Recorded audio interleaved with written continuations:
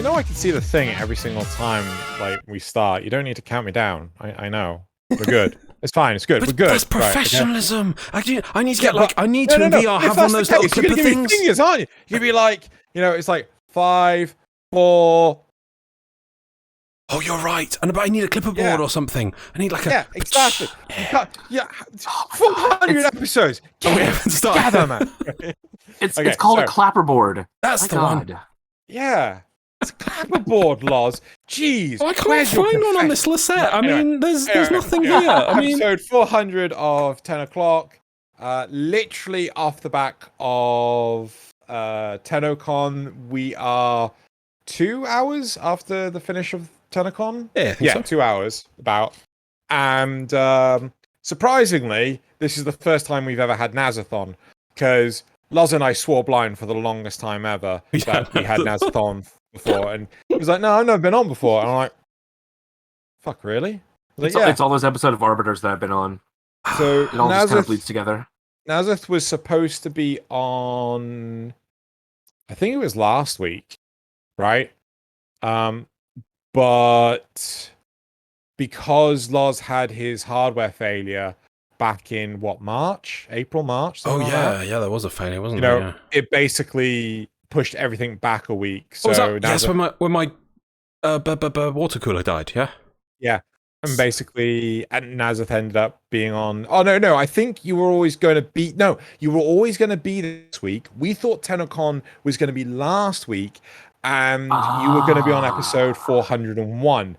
But TennoCon happened to be this week, and we had to push back the number. So episode 400 landed on TennoCon, and you're the guest. Man, things really worked. RNG really worked out in my favor this time. You know?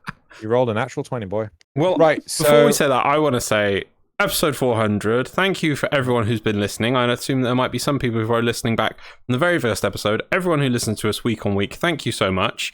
We probably wouldn't be here if people weren't listening to us, so thank you for listening. I don't know. We might just shout out into a void, just ourselves. We probably still would, but I don't think we'd have the same spirit. It's the community that drives us forward. Everyone who provides comments below, everyone who supports Xeno, everyone who communicates to Xeno on Twitter, and just everyone who chats, wherever, just even watches, actually, or even likes, subscribes, watches. Everything has been helping. So I want to thank everyone here. It's not just our 400, it's 400 to everyone out there as well. I want to say a special thanks to Loz for actually taking so much of the shit off my hands, because fucking hell, trying to upload a 2 hour, what the fuck new dance. Doing? My new 400 VR dance. Woo! Here we go. Yeah. Uploading a 2 hour episode at 10 o'clock, taking literally 2 days to do, was super painful. Loz taking that off my hands has made my life so much easier. We can only wait for the day that I actually get a fiber internet connection.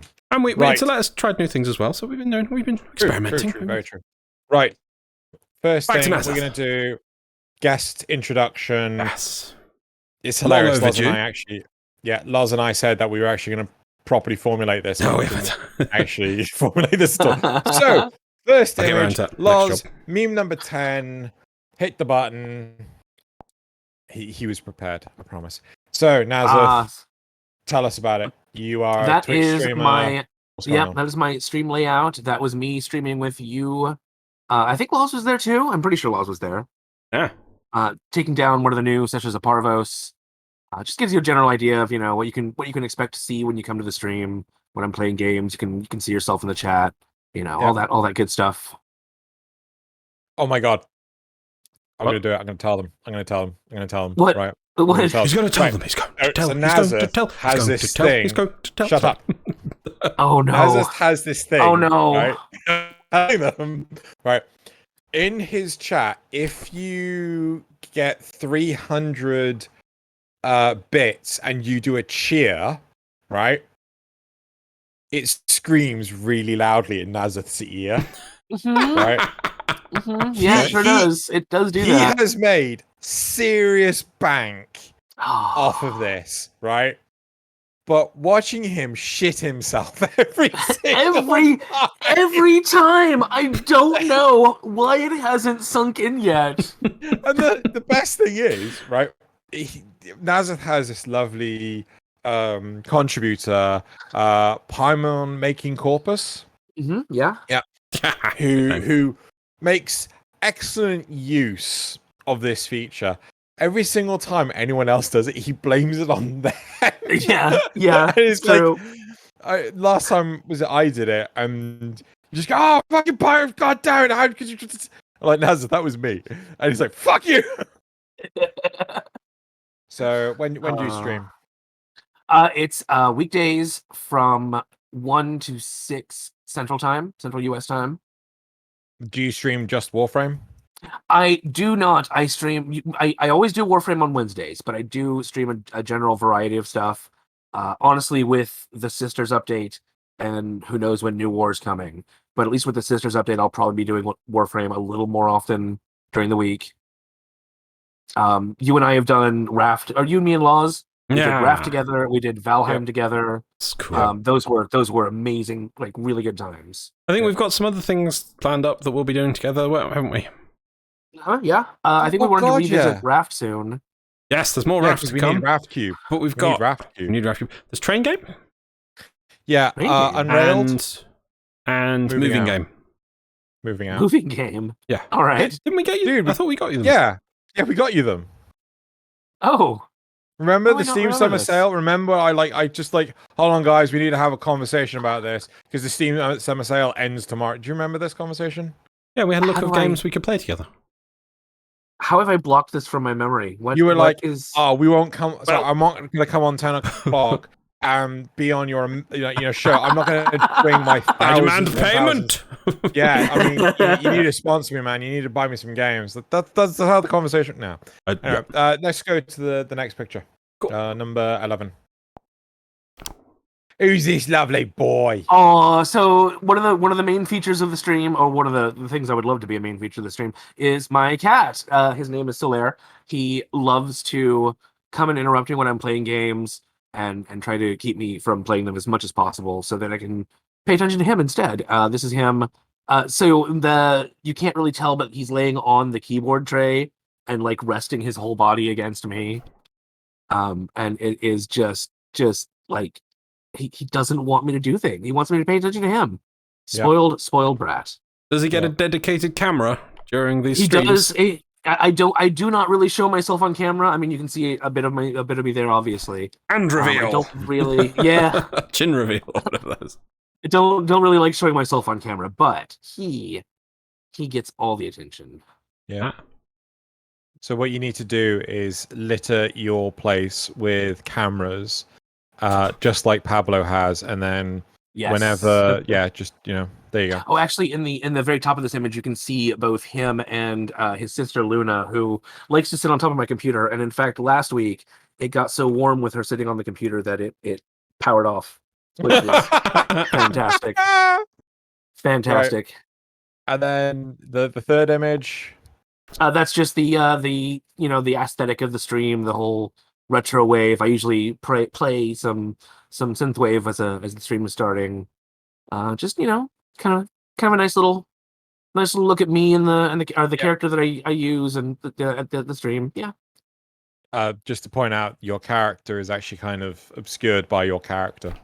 That's true. Yeah. But yeah. So yeah. But so you stream when? Mondays through Fridays, 1 p.m. to 6 p.m. Central. So that's 7 p.m. to midnight UK time. Yeah. Yep. And Xeno often joins me there because he likes. I don't know why he likes hanging out, but he likes hanging out. So I enjoy doing it, but at the same time, I'm also doing it to relax myself. Like I will join you till about like bedtime, and then I'm like, I need to go to bed. But yeah, and then are there any other events you do at all? Oh yes, on our Discord we have a weekly movie watch. We just came off of the Star Wars prequels for 3 weeks in a row. That was an ordeal, but yeah, it's good times. You say that it's still better than the fucking sequels. Oh, I mean, no argument there. If the sequels did anything, it made me appreciate the prequels more. I turned up for the Revenge of the Sith one, and it was good fun. It was good. Hello. Right. Okay. I don't. So where can people find you? Like, you know, Twitch.tv/Nasuth. You can also Nasuth. You can also search YouTube for it. Haven't really posted a lot on there. I'm really bad about editing down my streams and making videos out of them. But you can find the entire Raft Odyssey that we did with Xeno and MDRLOz on there. Oh, other things as well. I think I'm halfway through your Parasite Eve thing. I do need to finish that. Yep. Yeah. I should probably just upload some more unedited streams. Make kind of an archive. I believe you're also on Twitter. I am on Twitter at Nasuth. Cool. Yeah. All right. I don't know if there's anything you want to say before Loz did that. Too late now. Loz did that. It's fine. I think this is actually me and you and Loz playing together. Is it? I can't remember. I see Loz. Loz, when did you record this? A few days ago. I think this probably was us all playing together. Yep. So you might even find you get to watch the footage early because otherwise I do record the footage. He doesn't have his squad mates turned on the side. No, they're just really small. They're behind you. Oh. Right, because you have a normal-sized UI, unlike me, the blind man, who has the massive UI. Well, I don't want anything to interrupt my gaming. That's why I normally turn the damage numbers off. I don't want to see anything but the Warframe. Which actually, that's a good point as we get to what we got to see in this TennoCon 2021. But before we do that, right? What we do every week. Oh yes, emblems. Of course. Loz, hang on, let me go please. back. So Nasuth, feel free to reveal the emblems. They're in Discord. Ooh. Wait. No, wait. I think this is so in 400 episodes, this is the third time both me and Xeno have wanted to use the same emblem. I have been saving this emblem since April for episode 400 because it's got 2B in it. And I'm like, that's it. This will easily beat Xeno. It's like 2B. He'll just instantly step in and say, well, it's got 2B in it. I've won. And it turns out he managed to get the same one today on a TennoCon relay. Yes. Serendipity. Yeah. And right. were you planning to use it? So I had two thoughts in my head, right? One, if you were going to use it, I'm going to use it. Right. Otherwise, I was going to save it for when I'm hoping to get Reb for the 8th anniversary, right? But that was the rule. If Loz uses it, I use it. Yeah? And I already had it saved for this one. If I have to vote for one of them, I clearly vote for my glyph. Thank you. I win. Hooray! Well, yep, I think that's correct. Nasuth wins. So let's move on. But if you wish to win 75 Platinum for your platform of choice, please go into the description below where you'll find this week's polls, where you will see both of these incredibly amazing emblems that beat all other emblems, mostly because it has 2B in it. I mean, who knows why? But anyway, why is it riding a shark with a 2 on it, with a V in the background? Are they talking about the V2 rocket? I have no idea, but it's V2 version 2. Got 2B in it. Or is it 2V? I don't know. 2B. That's all I gotta say. Is it V2 or 2V? 2V? It's a shark. I don't know. Shark 2V, 2B. She got a cowboy hat. She has a cowboy hat as well, doesn't she? I just noticed that. It just gets more awesome. But anyway, so if you want a chance to win a platinum, go in the description below. Make sure you've actually filled in the form. Make sure you put your in-game alias in correctly, because I did find one today that was just FDFDDFFFDDFFD. Yeah, for Xbox, and I did luckily manage to contact Zach and say, "Does this account exist?" And he goes, "No," and I'm like, right, well, I thought I would check. So we do actually have an Xbox winner this week. Otherwise, someone was not going to win anything. Right. So do you want to put the emblems away? The best emblems why is that? ever found. Oh, yeah. Cool. Right. So Dojo Dusting. 14 minutes and something odd seconds. Right. How do hands work? Yeah, well, I was clicking a bit off the thing up there. Typically, brain send message they to can touch everything but themselves. Oh, wait. Oh, my God. Nice. Anyway, That's so wrong, but let's move on. Simpsons. oh, it's Futurama. Oh, Oh, wait, is it Futurama? Yeah, it's when Oh, yes, it's when Lur is super high. yeah, from eating the monkey. Sorry, no, the hippie. The stoner, right? yeah. Yeah, he eats the Oh, hippie yes. stoner. Oh, yes. And then he gets super high because it was when he's supposed to eat Leela, but they replaced Leela with an orangutan. But the the hippie just turns around and says like, "Oh no, you those can't were eat the malicious orangutan." creatures. Yeah, and then he gets super high. Yeah, that was Yep. yeah. Right. Okay. Cool. So Moving on. I didn't. Right. Hey, we've so got Tenno to talk about. Cut all this. Dojo Dusting. We're not cutting anything, man. Dojo Dusting. Right. So we have winners, platinum winners. Great Archon for PC. Big Beard Bear 93 on PlayStation. Rateb Jafar on Xbox. You're welcome for me to actually make sure a real person existed. And Nick Knight on Switch. Cool. So I can't think of anything else. Oh, actually, one thing I'm going to point out. So back some time ago, I said that I was looking to do a World of Warcraft themed Arbiters. The show was called War Council. A lot of work has already gone into producing it and everything. However, the project has been put on permanent hiatus. World of Warcraft is not in a good place right now, and it doesn't look to be getting better anytime soon. You should do a vlog. I haven't done a vlog in ages. What am I going to report about? I'm fat, lazy sack of shit, and I can't be bothered to do anything. It's just a general catch up. It's better than doing it in 10 o'clock. I think because you got your channel as well, because people on there might miss this. However, I haven't announced that on my channel, but anyway, the other point is I do have other schemes that Loz is privy to, and I'm pretty much going to commit to it. So he knows what that means. He did know what that meant. Right, that's it for Dojo Dusting. Do you want to skip War Report? Because there was TennoCon. TennoCon had stuff in it to do with what's happening in Warframe, and we'll get right onto that. So this whole episode is now the War Report. No, I'm kidding. Right. So moving on to the topics. There is one topic. Topic one. Right, fair. TennoCon. Yeah.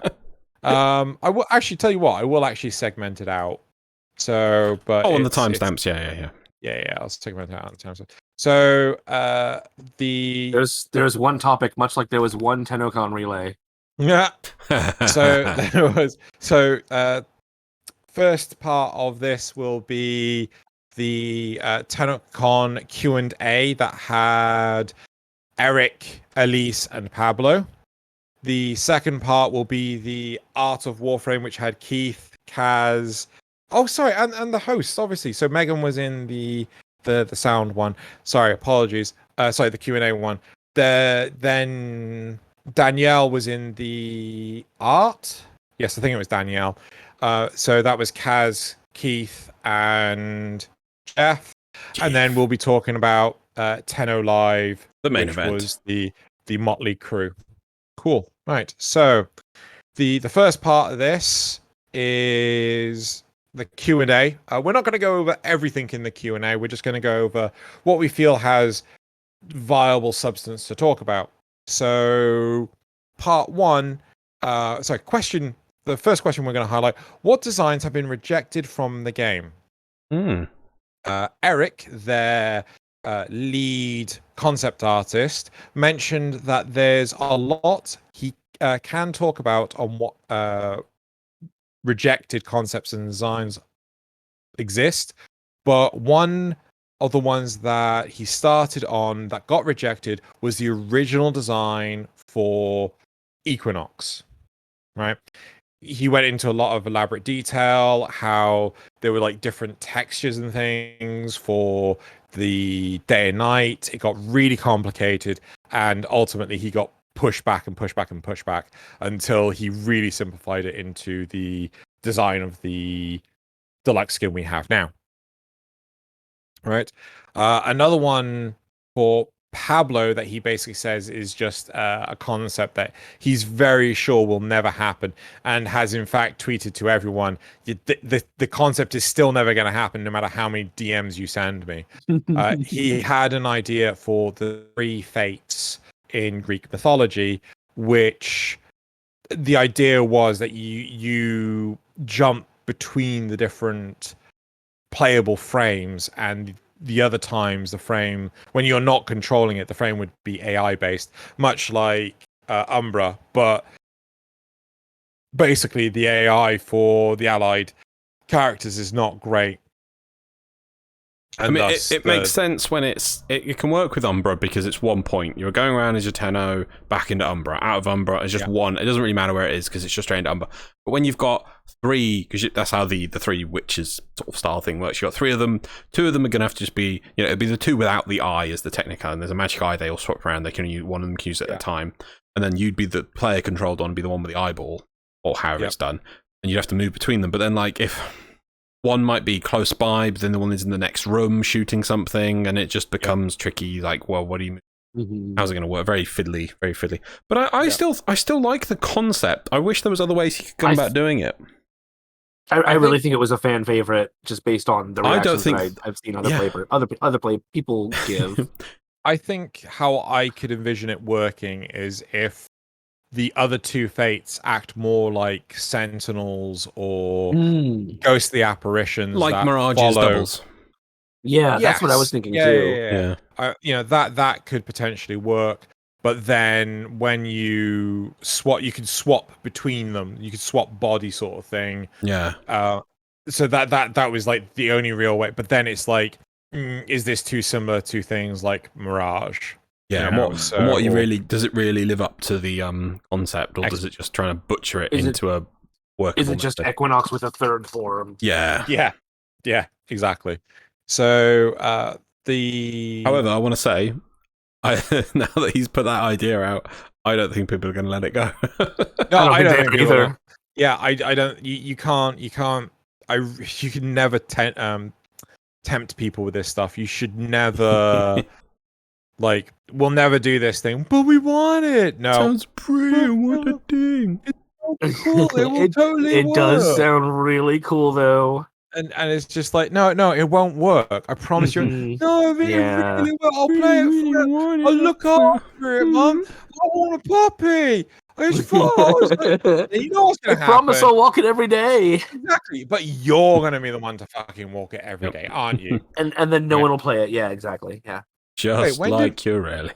Sorry. Wait, when did we do ESO this week? We didn't do ESO this week. I recorded this earlier this week. This may have been while you were away, because I think you were away for part of it.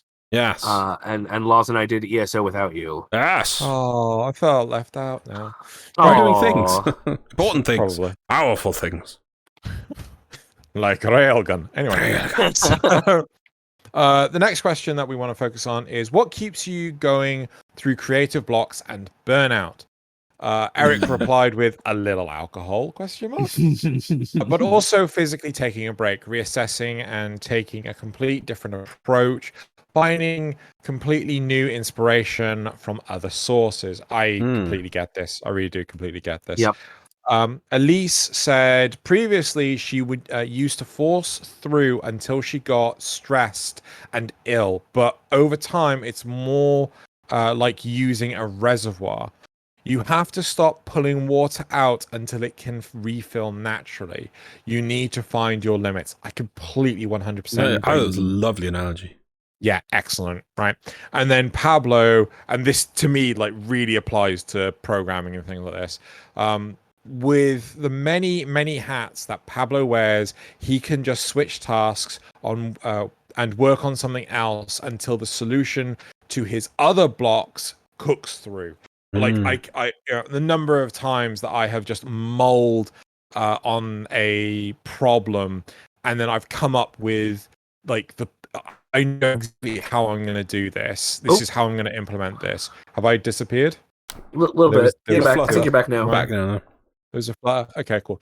So I know exactly how I'm going to solve this. I know exactly how I'm going to approach this, so on and so forth. It's that. So I completely appreciate all 3 point of views there. I said this to Xeno before the recording, but I think it's something the player base also needs to think about, because it is also a good way to avoid burnout playing Warframe. Yeah. To practice these ideas. I mean, for the longest time, I used to play, oh god, Diablo 3 as an alternative to Warframe because it really put a lot of Warframe in perspective. Mhm. You know, recently, what have I been playing recently? Dauntless, what Monster Hunter. I've been doing Yeah, Dauntless, yeah. yeah, Dauntless, Monster Hunter. There was a game I recently picked up on Steam, Industries Oh of Titan, yes. early access. You know, Yes. that's great fun. But it just gives me the sort of like the rest I need to experience other stuff. You know, Like anything else Warframe will anyone? always be there. You can always come back to it. Always, Yeah, yeah. I mean, if Yep. it's not there, I mean that's going to be concerning. Well, Right, the amount so of I just want to point out randomly the amount of artwork is in the extra what was it? Not the winners, but the what do you call them? mentions, honorable Mentions. mentions. There was so Oh, much good yeah. artwork in there. And they're just like, Mhm. yeah, so we picked these Yeah. as the winners. Here's all the other ones we wanted to pick, but we couldn't. And there's like just reams and reams of beautiful artwork. Yeah. It's like, wow. Yeah. Next, there have been a lot of great reworks in the past. Wait, I'm Yep, not skipping. yep. Okay, there have been a lot of great reworks in the past. What plans are there for reworks of the older games? Pablo said that there are no plans for specific reworks. Mm. He said that because it's often the case that even reworked frames don't seem to change their overall usage that much, it isn't often a big impact on the game. And while they do the rework, it takes them away from doing other bits of new content. So, Interesting.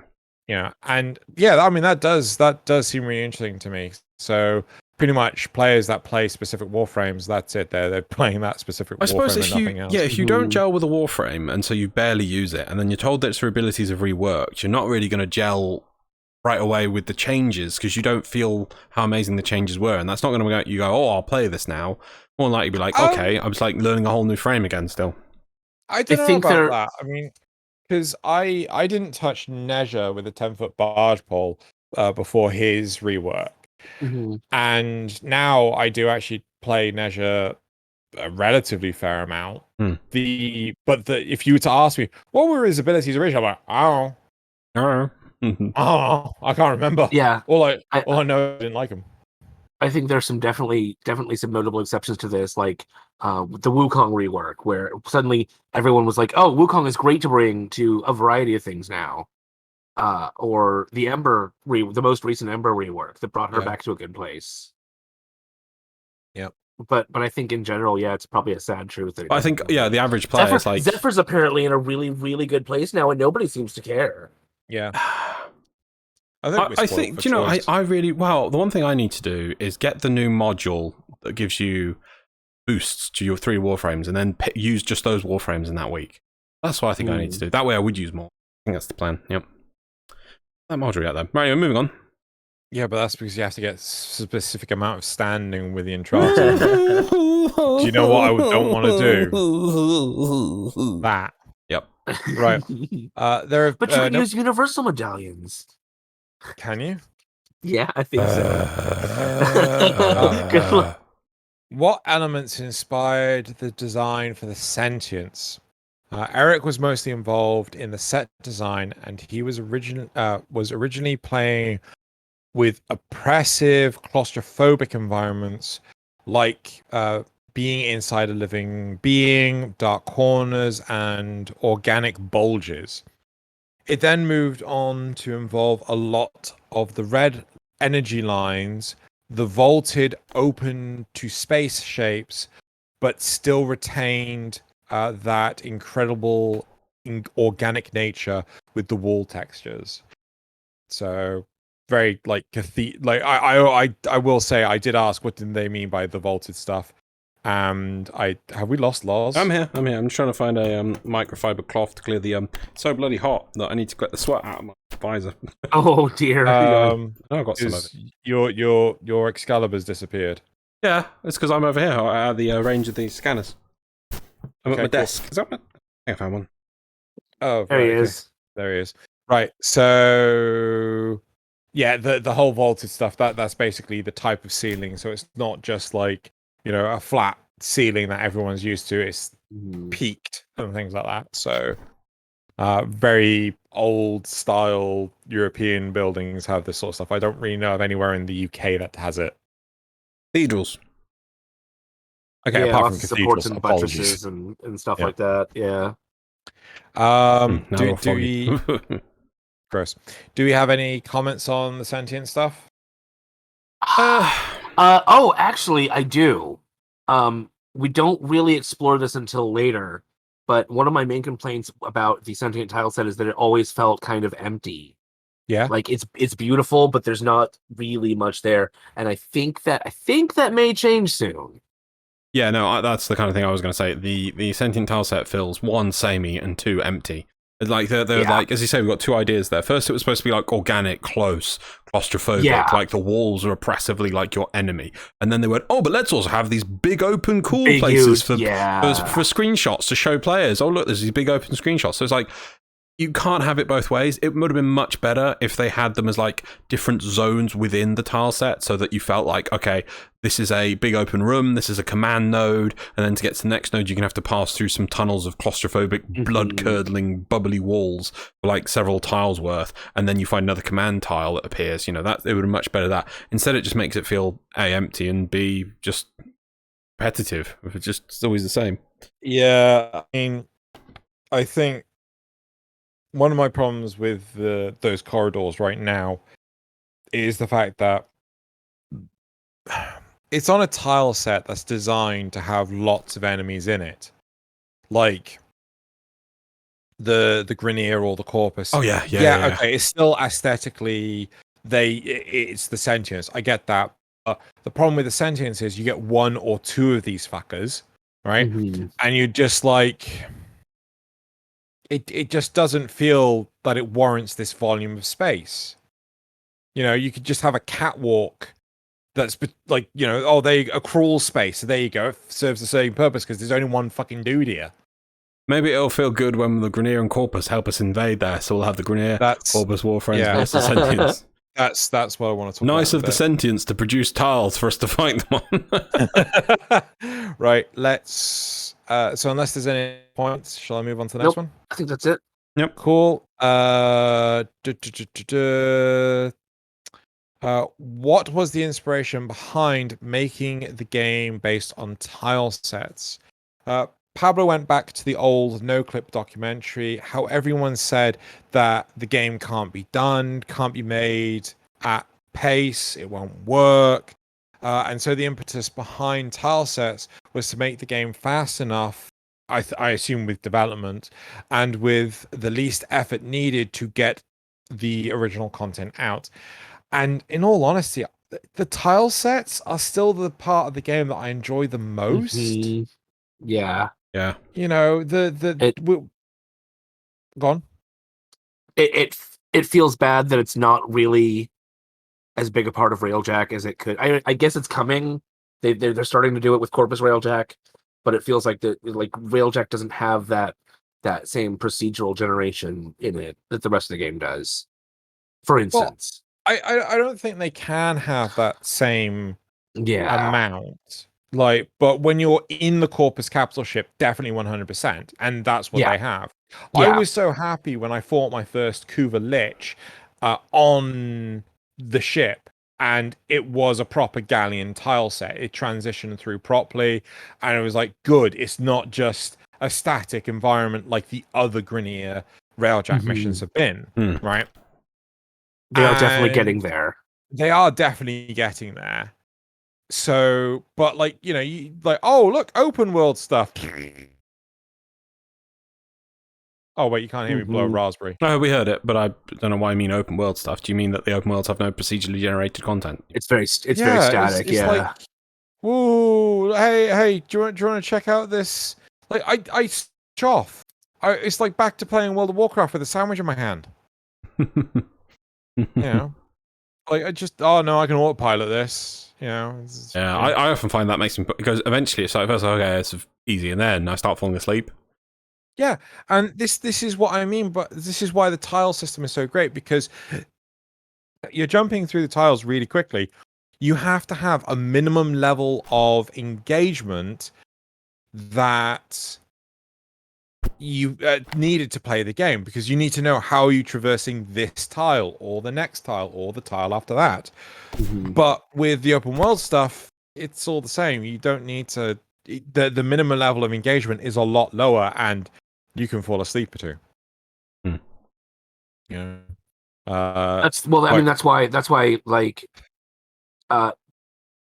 survival missions are my least favorite because you're really only the meta is to stay on one tile really, and you just stay there, and you don't do anything. It's boring. Really? Nothing changes. War Part never changes. of me wants to say like fuck the meta. That's true. Anyway, next one. Yep. Okay. A lot of devs say doors are hard to create and program. Is this the same for Warframe? Pablo said that it was as recent as 2 years ago that the doors were switched to client-side opening rather than host-side, so that doors would actually open on queue. But finishers are the real problem for DE. Since it's so easy to fall through the world while doing those, if you're fractionally clipped into a door, it causes all sorts of problems. I think that should be the floor. It causes all sorts of problems. There have been even more fixes recently, and that maybe finally the issue is now actually solved. I mean, they say they keep on finding more and more issues when it comes to finishers. So, could you just imagine you do you kill your lich or sister, and then all of a sudden you just fall through the world? Yeah. So, and I can kind of understand where other developers are saying doors are a problem, because doors are often treated as a loading mechanic. So you have to make sure that the world loading and stuff. So I think this question paraphrases too much what the actual problem is. Does that make sense? Yeah. It's less that Warframe doors are a problem and more that doors in games are a problem because they're used as a loading gateway. Exactly. Whereas doors in Warframe aren't used as a loading gateway. Yeah. Outside of like Cetus and Fortuna and exactly. Yeah. Right. Cool. Next question. How likely is it another Scarlet Spear event is coming back or being incorporated into another event? Nudge, nudge, wink, wink. Pablo thinks that they really want to bring it back, but it was so much work to get it going that they definitely don't want to go through that again. Even though the system was most likely fixed at the time. Even though the system was most likely fixed at the time, there would be a huge amount of work to do if you wanted to repeat it. So it's not high on the priority list right now. I personally think we'll get it before, as like a prelude into the new war. Makes sense. Like it would feel like the activity's rising kind of thing. I don't know. I could see it either way, really. Sentient's attacking, Ooh. I think they'll test the waters sort of thing. So it's like, okay, we kind of need like another 2 months before we can actually get what's the name of the damn thing? War? The new war out. Can we get the Scarlet Spear event happening again? No, that needs at least a month to get it to work. Okay, we won't bother. We'll just get new war out. Or if it's a case of it will actually work, then I could see it going either way, depending on how much work. I think the fact that Pablo says there'd be a significant amount of work needed makes it seem unlikely. He actually was implying more. They don't know how much work it would take to get it live now. They can't easily just flip a switch and it's on. Yeah. Right? Yeah, definitely. Anyway.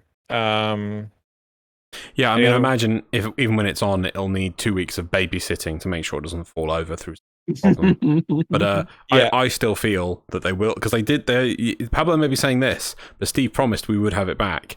So I think we will have it as a prelude into the new war because it makes sense. It does feel like because the last one was in early 2020. So for near the end of 2021, we have this event. It's a 2-week event. It's a very involved event with lots of rewards. You can get all these arcanes in it, so there's a lot to get in there. Bringing that back lets people improve their armbands as well. That's another thing that clearly it was meant to come back and be a repeatable event, and then that'll lead into the new war.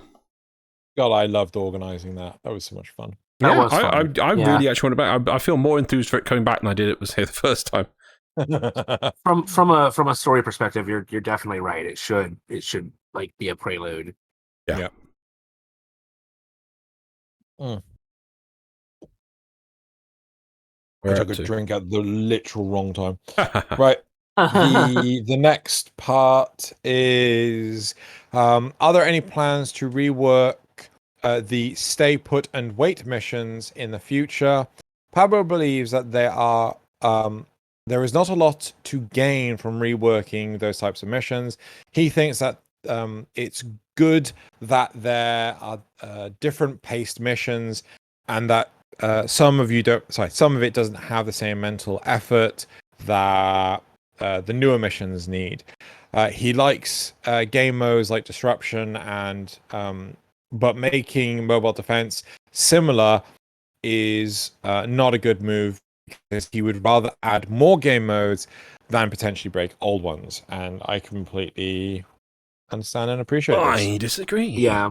You really? do? Right, well, mobile defense has had an upgrade which has been implemented onto the open world, which clearly should have been implemented into the normal one and still hasn't been. What's the mobile defense one in open world? Collect the objects that appear while you're hacking the terminal, and you reduce the timer. Wait, collect the object? What? So on the open world ones, when you do a mobile defense, it gives you a bonus objective of collect these extra terminals, and it speeds up your time. Doesn't it? I wouldn't really call that a mobile defense. It is a mobile defense. It's part of a mobile defense. You're defending an object for a very small period of time. Yeah, and most of the time you don't really have to defend it. When you're hacking, when you're hacking all those little, it's like, missed part 2 of the mission, so it's mobile because you've come in to do it, just like you would a mobile defense. It's just you're not going from one mobile defense thing to another. You're going from one objective to another one afterwards. You come in, it's like, you've got to unlock this prison door, and you hack it, and it's like, bonus objective. Some dudes will land with things. If you get 3 of them, you get the bonus objective, and it speeds up the timer. I think about your Valis one. Your Valis one. You're not really defending anything though, because you can just wait. It has a health bar. Yeah, no, it doesn't. I don't think it does. I think they do. Nope. I don't think it does. Okay. Nope. But anyway, you kind of are. I mean, even if you're not, you could implement that into mobile defense and make it more active. If a mob spawns 2 tiles away, it's like, should we send someone after him, or should we just focus on defending? How are we doing? It's easy, right? Send people after things to speed up the timer. Fucks off, and it would also make the mobile defense more mobile. That would also make it faster, which is one of the main reasons people don't play it. There we go. I've improved mobile defense in 2 seconds by using stuff already in the game. Ching! Score. You know this will happen sometime. Basically, we've worked out that whatever we say eventually ends up in the game at some point. We're at 50% of what we say. Well, I mean, eventually. That number's gone up as of today. we scored a few points today, boys. Oh yes. Wait, put them on the mark sheet. I do still sort of agree with Pablo, though, that in some case, it's the same way with Warframes. They don't know that reworking a mission type will create more engagement the same way as making a new one. But that's why I'm not asking, because I know at one point years ago they did actually say they were going to rework mobile defense to be this sort of guarding a Lotus drone through like the hacking environment that you see when you level up. Years and years ago they said this. In the end they never did it. But so they are. I'm not saying let's completely rework game mode. I'm just saying implement that small change that I've said. I doubt that would break the bank. It really is a tiny upgrade, and people would that one would at least improve mobile defense a bit. It would, yeah. We'll never know. Anyway, 2 years from now, 5 years from now. Look at this Nasuth. They did the thing I said back in 2021. Yeah. All right. So, would you ever consider retconning any game features to make a new approach? Pablo, this was such a weird question to me, but anyway, Pablo pointed out that they've already done plenty of 2.0 and even 3.0 updates. The important thing is to preserve the investment as much as possible. For example, it would be incredibly difficult to rework something like the mod system due to how much investment players have already made of it.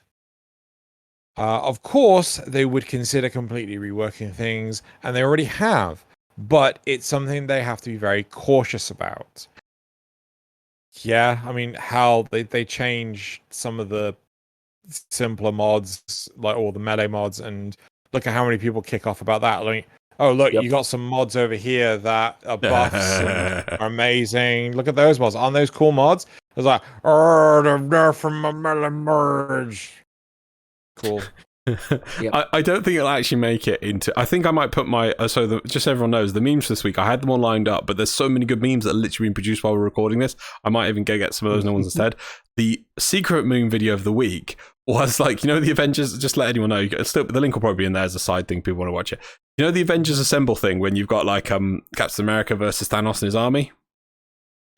Yeah, someone would put mods on all their faces to represent, and Thanos was like DE, and the sword said nerfs on it, and like all the nerf things were coming in, and then it was like it was just, and then the new mods came out, and like the things like that, like one person came out and it said like heavy attack meta and things like it's ridiculous. People are obsessed with those kind of changes. Really, oh God, I'll link it to you guys later. It's ridiculous. Right, next one. Oh no. We're sorry. We're so sorry. Okay, hold on. Can we failed you. So can we please get a motorbike style of transportation? Yeah, do you want? Eric says yes. He would really like to do that. Elise loved using bikes in other games, so was on board for that. She even mentioned Cyberpunk 2077. And Pablo wants to make sure that he can do a dismount attack. It's simple. Jump off bike explodes. Problem solved. Yep. But if only K drives were better, they wouldn't care. But whose fault is it that K drives aren't better, Xeno? To be fair, I'd still want the motorbike. I still want motorbikes, but it's still our fault that K drives suck. Sure. Or that you can. To be honest, if we just got rid of the Arcwing, we'd be like, oh, you should probably get the Arcwing. We could have changed that, and it would have been fine, and then the whole thing would have been better. People are like, oh, but I want to use my Arcwing. It's like, it can't fly in the cold. Oh, you've got to use a K drive. This is all our fault. I can't believe you've done this to us. Nasuth, can't believe you've done this to us. Don't enable him. I'm sorry, Nasuth. I failed you. I'm sorry. We were too tired. God, we really 2 hours of sleep. Jeez. I'd love like a Tron style light cycle. Like that. That'd be cool. Yes.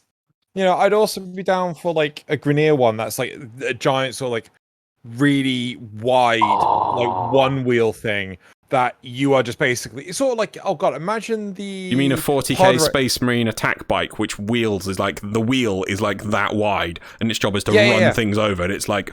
Okay. Yeah, but now imagine instead of a wheel, it's a saw blade, and a ghoul was using it. Never. Instead of a saw blade, imagine many saw blades to make it thicker, and a ghoul was using it. Yeah, no sign of the ghouls. All of this. Yeah, I was about to say, where no sign of the ghouls. Period. Right. Well, we dug them all out. Really? We farmed all the potatoes. We decided that the potatoes were a bit manky, so we didn't reseed it. From soft. Right. That is it for the live Q&A. Some good points. Yeah, some good points. Interesting discussions. Yeah.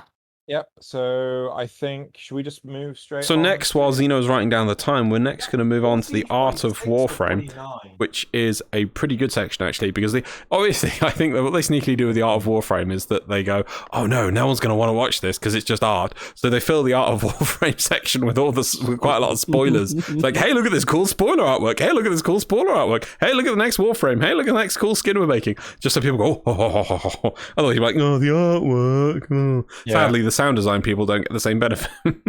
Yeah. So the hardworking people, though.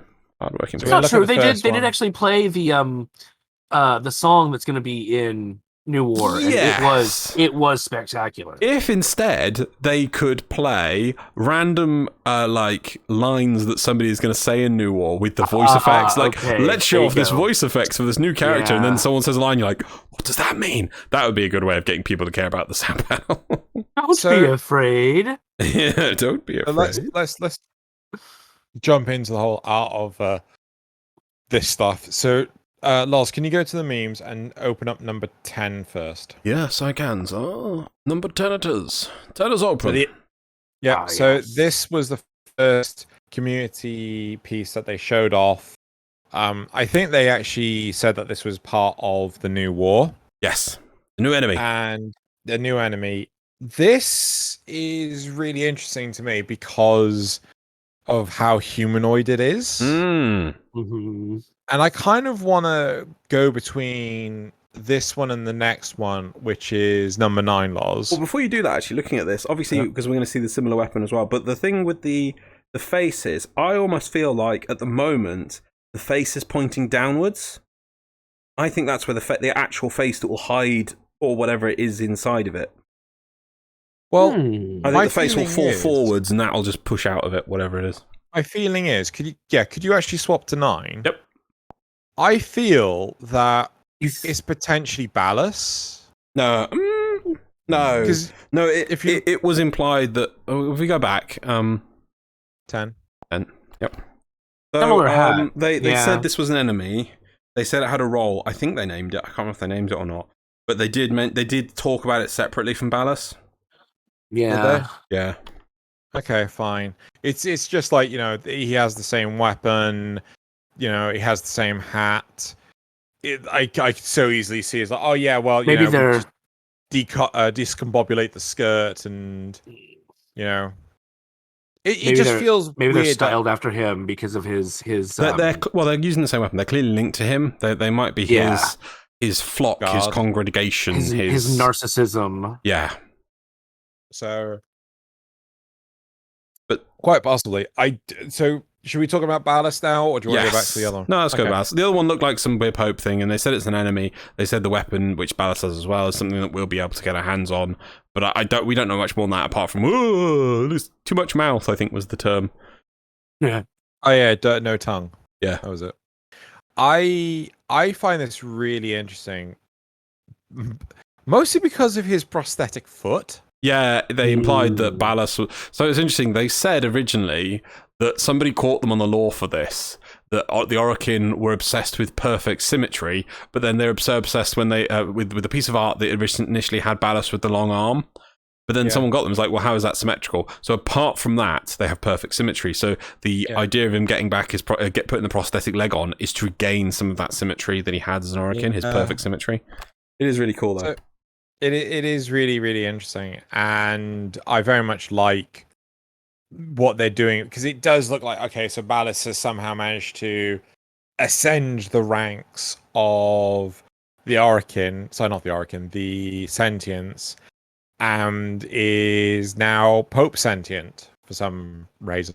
Yeah, well, actually, it'll come up later when there's the bit about the sentient mother diorama that gets showed later on, but the line that was used is that Ballas has returned, and he has claimed the Lotus, I think was the word Steve's used.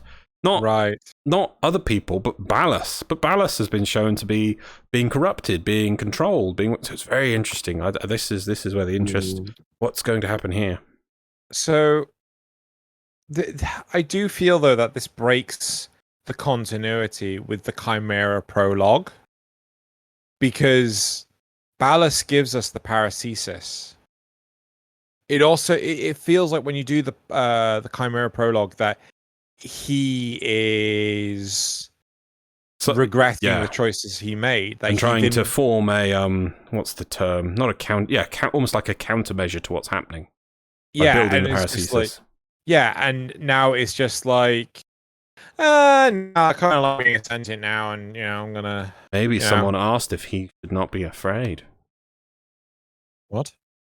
Maybe that the Ballas before then hadn't had somebody spindly walk around the corner and say, "Don't be afraid."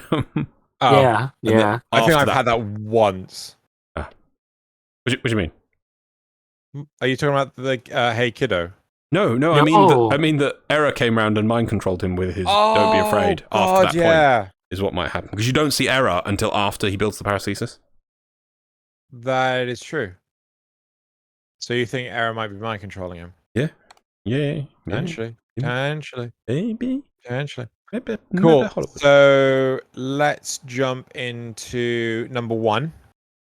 If that's really Era, of course. This was, If that's really Era, of course. Good question as well. So this was the first named enemy that they talked about, which Danielle dropped the name of Archon. I don't think she was supposed to, but yeah. It's not a big deal. It's not the end of the world. And my understanding was that this sentient is created from Warframes. Prime Warframe, they said. Prime Warframe specifically, yeah. I'm trying to hazard a guess as to which Warframe this is. It looks like it's got a female form, but those feet remind me so much of Volt. See, everyone I know is saying Wisp. I think it looks kind of like Zephyr without the wings, though. My guess is that there'll be a couple of them in this form, and they'll just be weird Prime-esque bodies, and they won't actually have a set Warframe because they won't want to make anyone sad. It's like, but my Wisp is dead. Also, it couldn't be Wisp because then that would be showing off Wisp Prime. Yeah. Which is still quite a ways away. Feet. Yeah. So Volt's much better, but I think it'll just be generic body-esque Warframe thing that'll be black and gold or white and gold hanging out of these things. Yeah. So again, but the law implications is interesting because it's showing that Tenno can get with enough time or whatever's changes happen to them, or maybe the Lotus has learned and then they're taken back to them. The sentients can now adapt to Warframes and void energy, or is it with all these Warframes about Tenno? It's just the infested flesh it's adapting and absorbing. If they're smart, it'll be amalgam technology. Yes, This feels to me this is more Ballas is doing because Ballas was the one that created the Warframes. Yes, but going into this bit later with Alad V, it was almost like Alad V was surrendering to the sentients, and then he might work with Ballas because he did have what's his name? Big red dude, big red flying sentient. Hunhao referred to Alad V as Orokin Alad V. So Alad V might be, oh dear, they're going to turn up and I don't like them. And you know what? Maybe this Ballas, if I can get this Ballas guy on my side and I can end up on his side with him, maybe that wouldn't be so bad. So I'll give him all this amalgam knowledge that I've already been accumulating for them. Yeah, he was also being controlled by the Lotus. Yes. So, Nata. Looking at this concept art, it does feel like it would be really nice if, to me, that crystal thing where the head would be on the Warframe, it feels like the thing that is the linchpin between both the sentient and the Warframe itself. The pin, and and it feels like if you destroy that, you effectively separate the two from each other. Yeah. And basically, you could separate the Archon from, separate the body from the Archon, and then you kill the Archon separately. The other thing it says about the things floating in the background, which are like expanded Vomvalis. I don't know if those are like proto-Archons. I don't think they quite said, but they're sort of like bigger Vomvalis. But you also see how the spine come out the back of the Archon has like sections with several sections at the bottom missing. That's like a hopper that releases more and more of those things. Now, I don't know if those things can also take over. If those are also like the pre-Archons that take over Warframes. This is like a Warframe spewing taker over sentient, Yeah. Didn't they also say this was a mini boss? Yes, they did say this was like a mini boss. Yes. Yes. I just remembered that. Yeah. So again, something I'd really like to see. Should we move on to the new Warframe, which is number 8? Number 8. So, I can't remember Jeff's words exactly, but it felt like he turned around and said, "Oh yeah, Keith is a font of designs," and apparently at one point in time, he just dumped like 40 new designs. Yeah, just designs. He said occasionally Keith will just dump a load of designs into Jeff, and you're like, all of these are amazing. Yeah. So this was uh, it says the next Warframe. A part of me feels like this is a Warframe to come, but unless this is like much more in development, I mean, this concept art, it feels like it takes so long to actually get this thing out the door from Yeah, just it'd be weird at this point to say the next Warframe and it's just a pencil line and not like here's a concept image or it actually in game, but none of the abilities rigged up. Yeah. So but regardless, it's really interesting to see the next. Like, I feel the comparison of this with Revenant. Yeah, Revenant feels like it was a Warframe, like your bog standard Warframe, but because it was the Warden of the Eidolons, the sentient energy sort of like it's not corrupted. It adapted influenced to the it and absorbed it. Exactly, right. This is just like full blown. No, it's just sentient. Yes, so the story's going to be interesting on this one.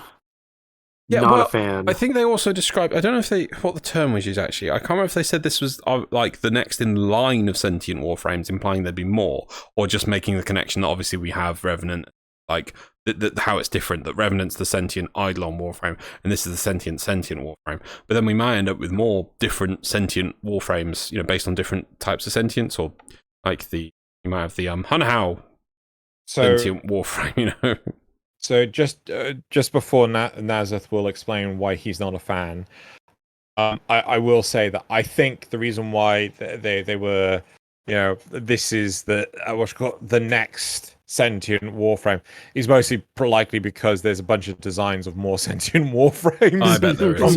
Yeah. So Nasuth, why aren't you a fan? Okay. So it's a beautiful design. Like, don't get me wrong, from a pure art perspective, it is gorgeous, and I love it. Mm-hmm. But I don't think it fits with the lore that the Orokin who hate the sentients would have a Warframe that is from the base designed to be part sentient. What if this is a new one that was designed by Ballas since he's been corrupted? And that we steal it. Okay. Yeah. That actually could work. Because, like, I mean, it's nice having lore, don't get me wrong, but at the same time, you also have to have plot. World of Warcraft.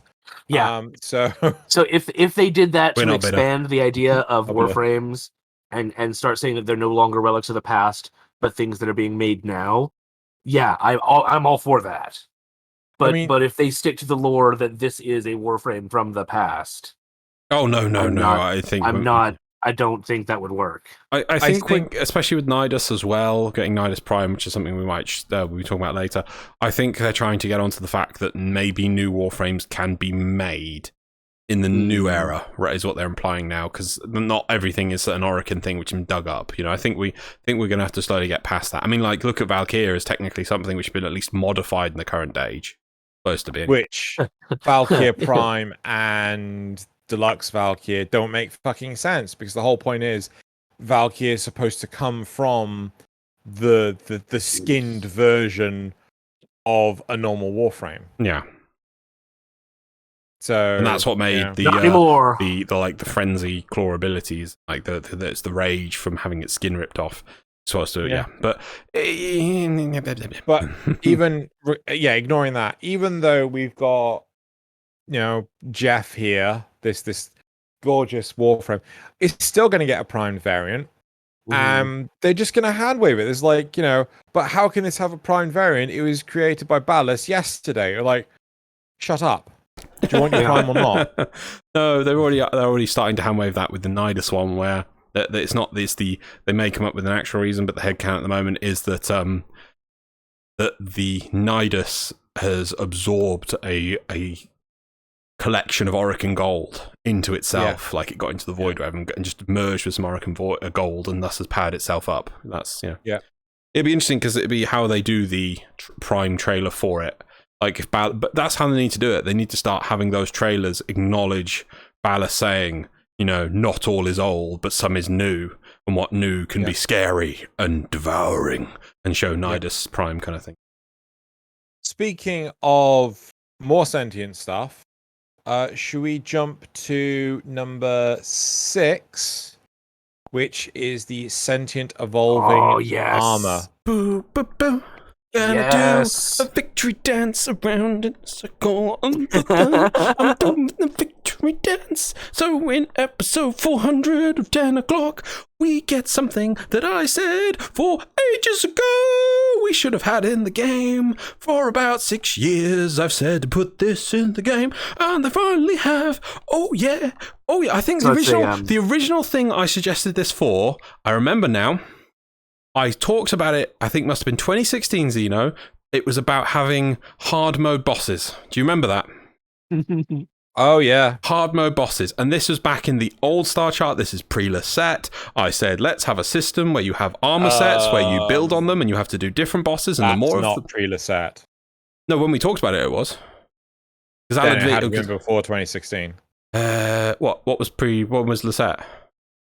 It was update 14. Which would have been like that was 2015? 2014. 2014. God, has it been that long? Yeah, see, that's the thing. I'm remembering time now. This is how long ago it was. It was the old star chart is what I remember. And I said, let's put hard mode bosses in. And it was a sort of like, let's have a thing that was like between 1 and 20. And there's many, like whichever hard mode bosses you unlocked, as you unlock them, you got armor sets. And the more of them you locked, you got bigger attachments to your armor sets. It developed, it grew. And I said, it's not hard to do. You just build an armor piece and then you just chop bits off and you add a few little tiny versions of it. And what do we have here? Oh, what do we have here, Xeno? What do we have here, Nasuth? Yep. Could you envision 2013? I'm kidding. Sorry. That's a 3 on the Loz dance count. Right. Here's a thought, right? Because one of my theories, pre-Tanacon theories, was that we would actually get to ascend the Unum as sort of I refer to it as the legacy content. I mean, the legacy after that's left behind by the new war. So the new war finishes. What is the new stuff that comes out of it? With War Within, we had the Kuva Fortress and Ribbons. With the Second Dream, we had the focus trees and operators. With the Sacrifice, we had nothing at all. We had a Warframe. It's not a legacy system. It's only a variant of a Warframe. It did the same thing, just for one little niche thing. But the come on, he screams.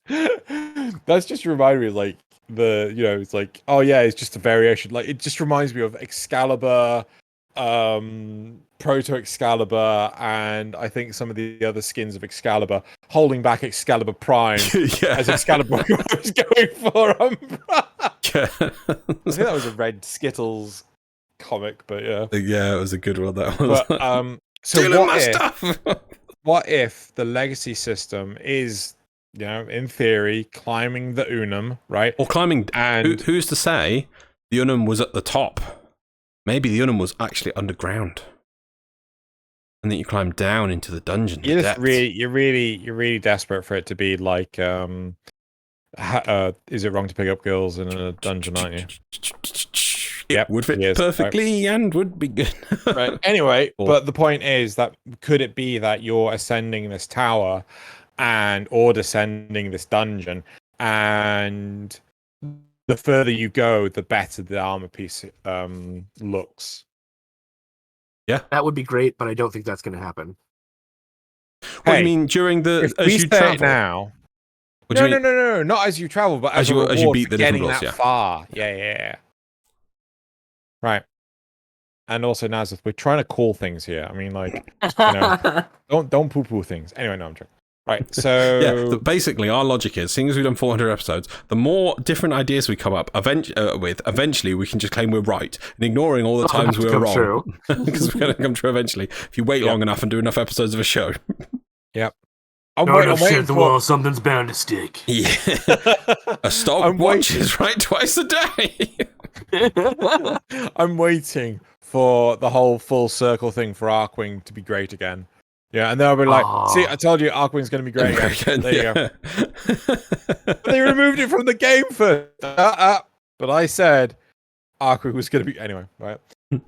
Let's move on to the bow, actually. Let's go to number 4. Oh, yes. This looks good. I love it. I don't know why you guys like it so much. when we saw Ballas's weapon, I was like, we need an infested bow, and lo and behold, infested bow. Because it fits Why? with War and Broken War. Yeah. Well, I like it. Sorry, I just really like the sentient aesthetic. I also like it's not a rifle. I think there is a rifle that actually fits with those, but it's just like it was a cool, man.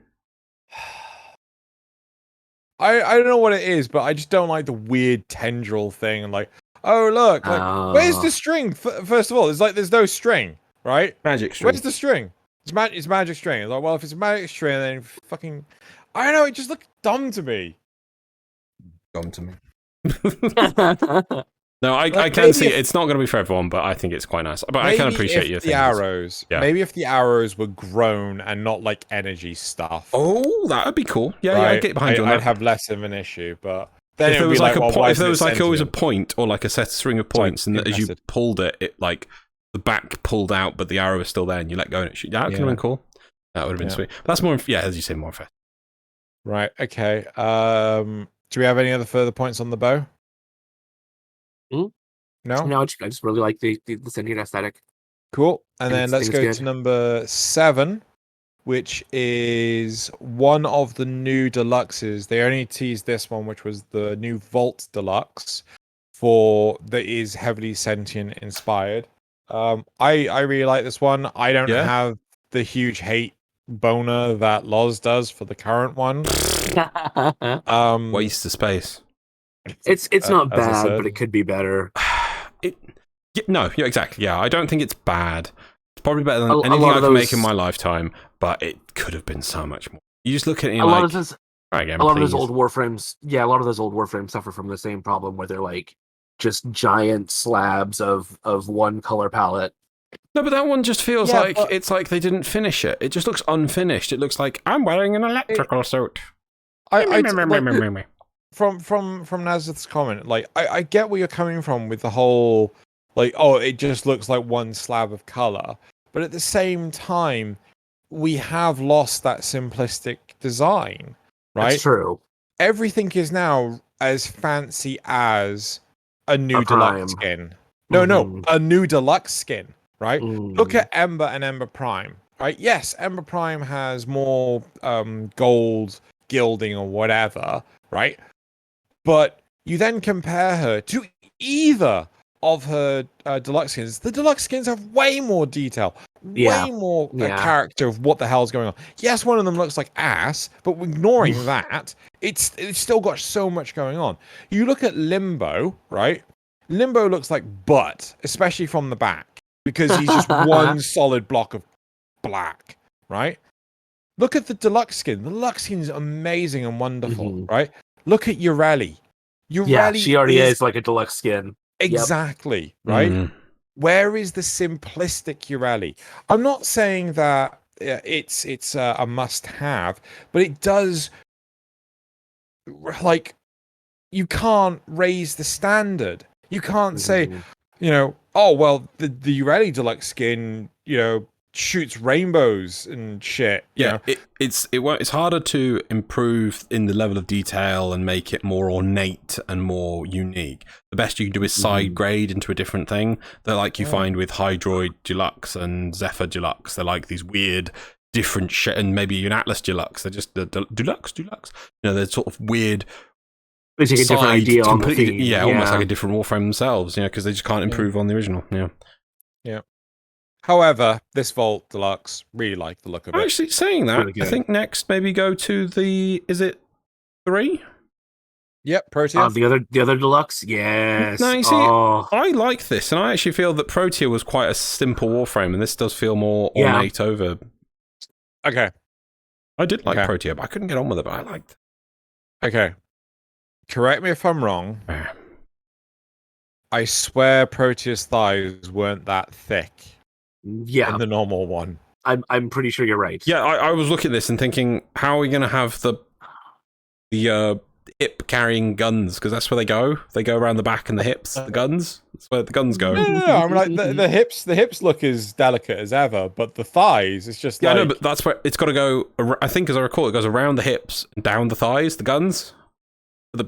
down the sides or the back I of don't the know. thighs? That's where the contraption goes. But I'm just like, I think DE have read that article from Polygon and taken that. The player base likes that. Looking at this again, though, I really should hate this because it does look like it's like wearing clothes, and that is one of my sore points. But maybe it's just the art is just so good. I'll have to see how it goes in game. Yeah, I mean, like I'm keen on this one. I really like the ornate head. Head's good. Yeah, might just take the head and stick it on the normal body. Potentially. I don't necessarily mind Warframes looking like they're wearing clothes. I mean, I do. even as far back as Frost Prime. Frost doesn't know because but his coat bleeds into him, so it's not like a separate thing. Okay. The alternative is Mesa, who looks like it's wearing a headscarf and has a jacket, because it just looks like you could just peel the jacket off. Whereas Frost's coat is literally just blends into his body. He does no, it's seamless, you know. That's fair. Another example is the most recent deluxe skin for Excalibur, who is literally wearing a coat. A coat, yeah. Yeah. You know. Or I actually really like that one, though. The Zephyr Deluxe, which this is another thing that annoyed me about it, because it's supposed to be like all retro and, Wipeout style racer thing. Then it looks like it's wearing a racing jacket. Like, what? No. Ruined. Like, it looks like it's being kept up at the back by the thruster. It's like, oh, come on. Just kind of bleed into it and make it look like it's part of the Warframe instead of a coat, you know.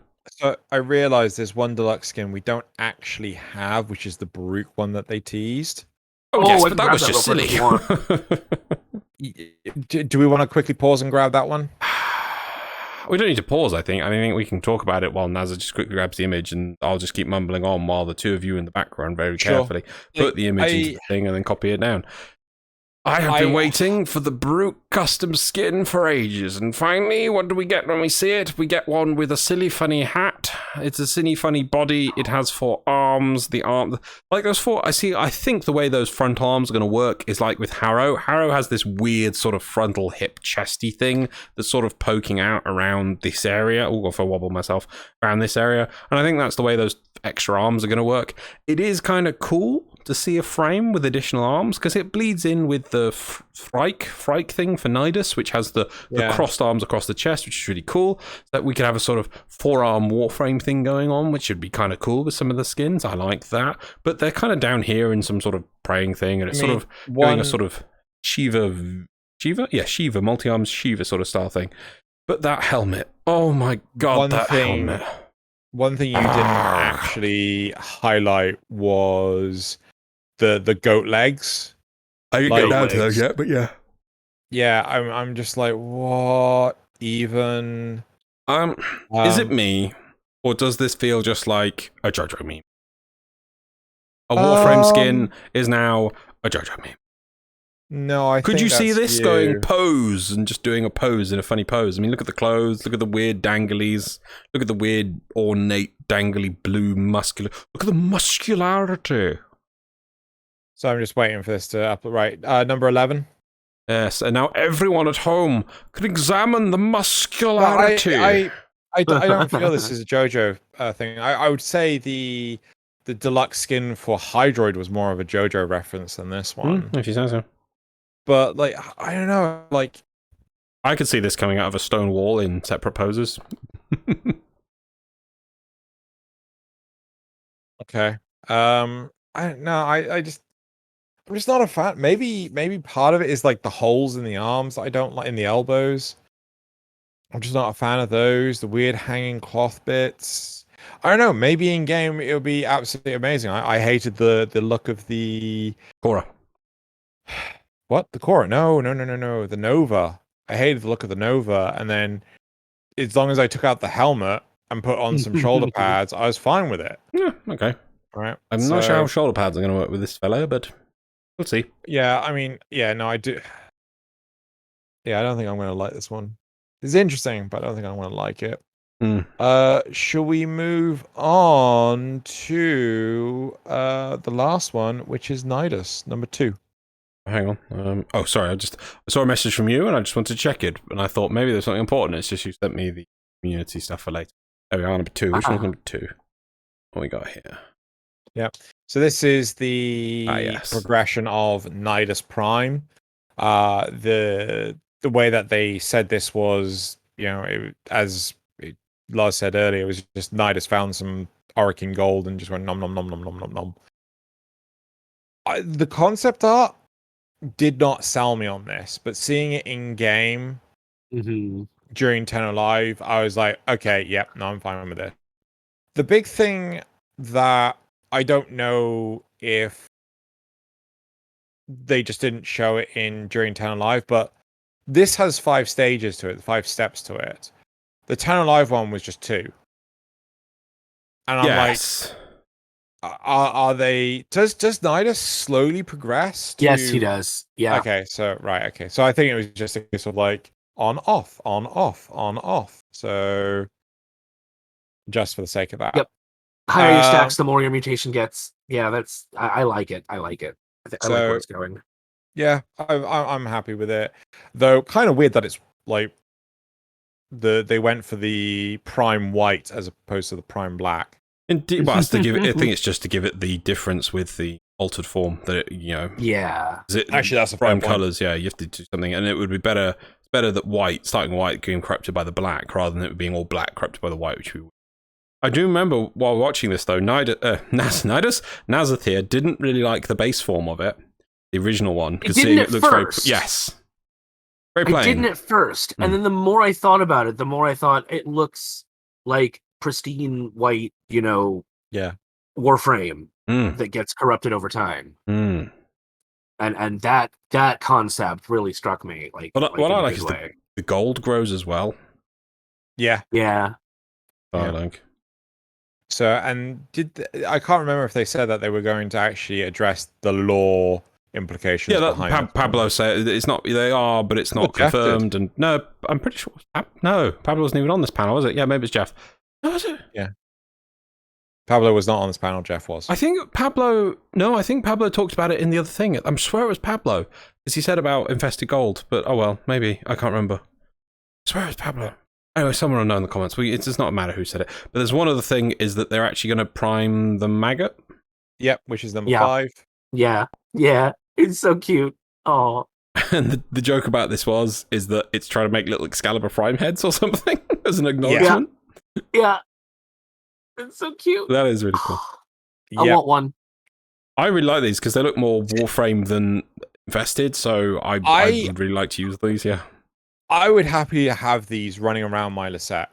Yeah. Fuck domestic drones. This is what I want running around my Lisette. D, can we have this running around our Lisette? Seriously. I'd be 100% behind that. You want money? I'll give you money. Just give me that. Finally, you don't have to be a founder to have Excalibur Prime. Right, I think that's it for the Art of Warframe panel. So should we now move on to what happened during Tenno Live, or potentially what didn't happen during Tenno I want some Live? rocky music, like dun, like time for the main event. Dun, dun. You mean Eye of the Tiger? No, what's the other boxing music? There's like, I can't remember. I've never actually watched any of the Rocky films.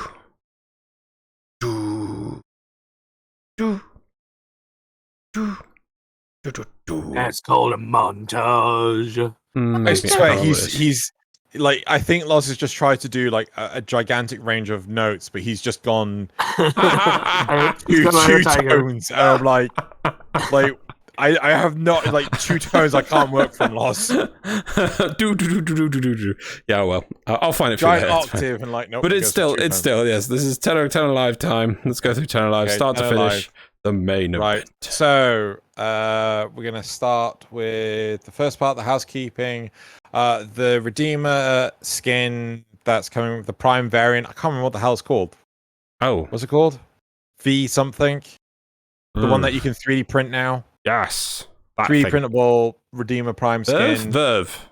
Yeah, yeah. I think so, yeah. So that will be available on. I think they said July 20th as well, but there. Yeah, I'm pretty sure they said July 20th. Yep. So that's day after this comes out. No. Maybe. Yeah. It's pretty sure it's the 20th is Tuesday. Oh. Yep. Right. Next, DE has donated $200,000 dues to charity. Yes, Which charity, Loz? the charity. Oh, I can't remember the name of it, but it was for homelessness in London. Yeah. Yes, homelessness in London, Ontario. Good charity. Very good charity. Very good. Very good. Um, Also, the money. You see, you think the name of the charity, money is what matters now. No, you're right. I should have got on there. Yeah, it's the homelessness, which is a good cause.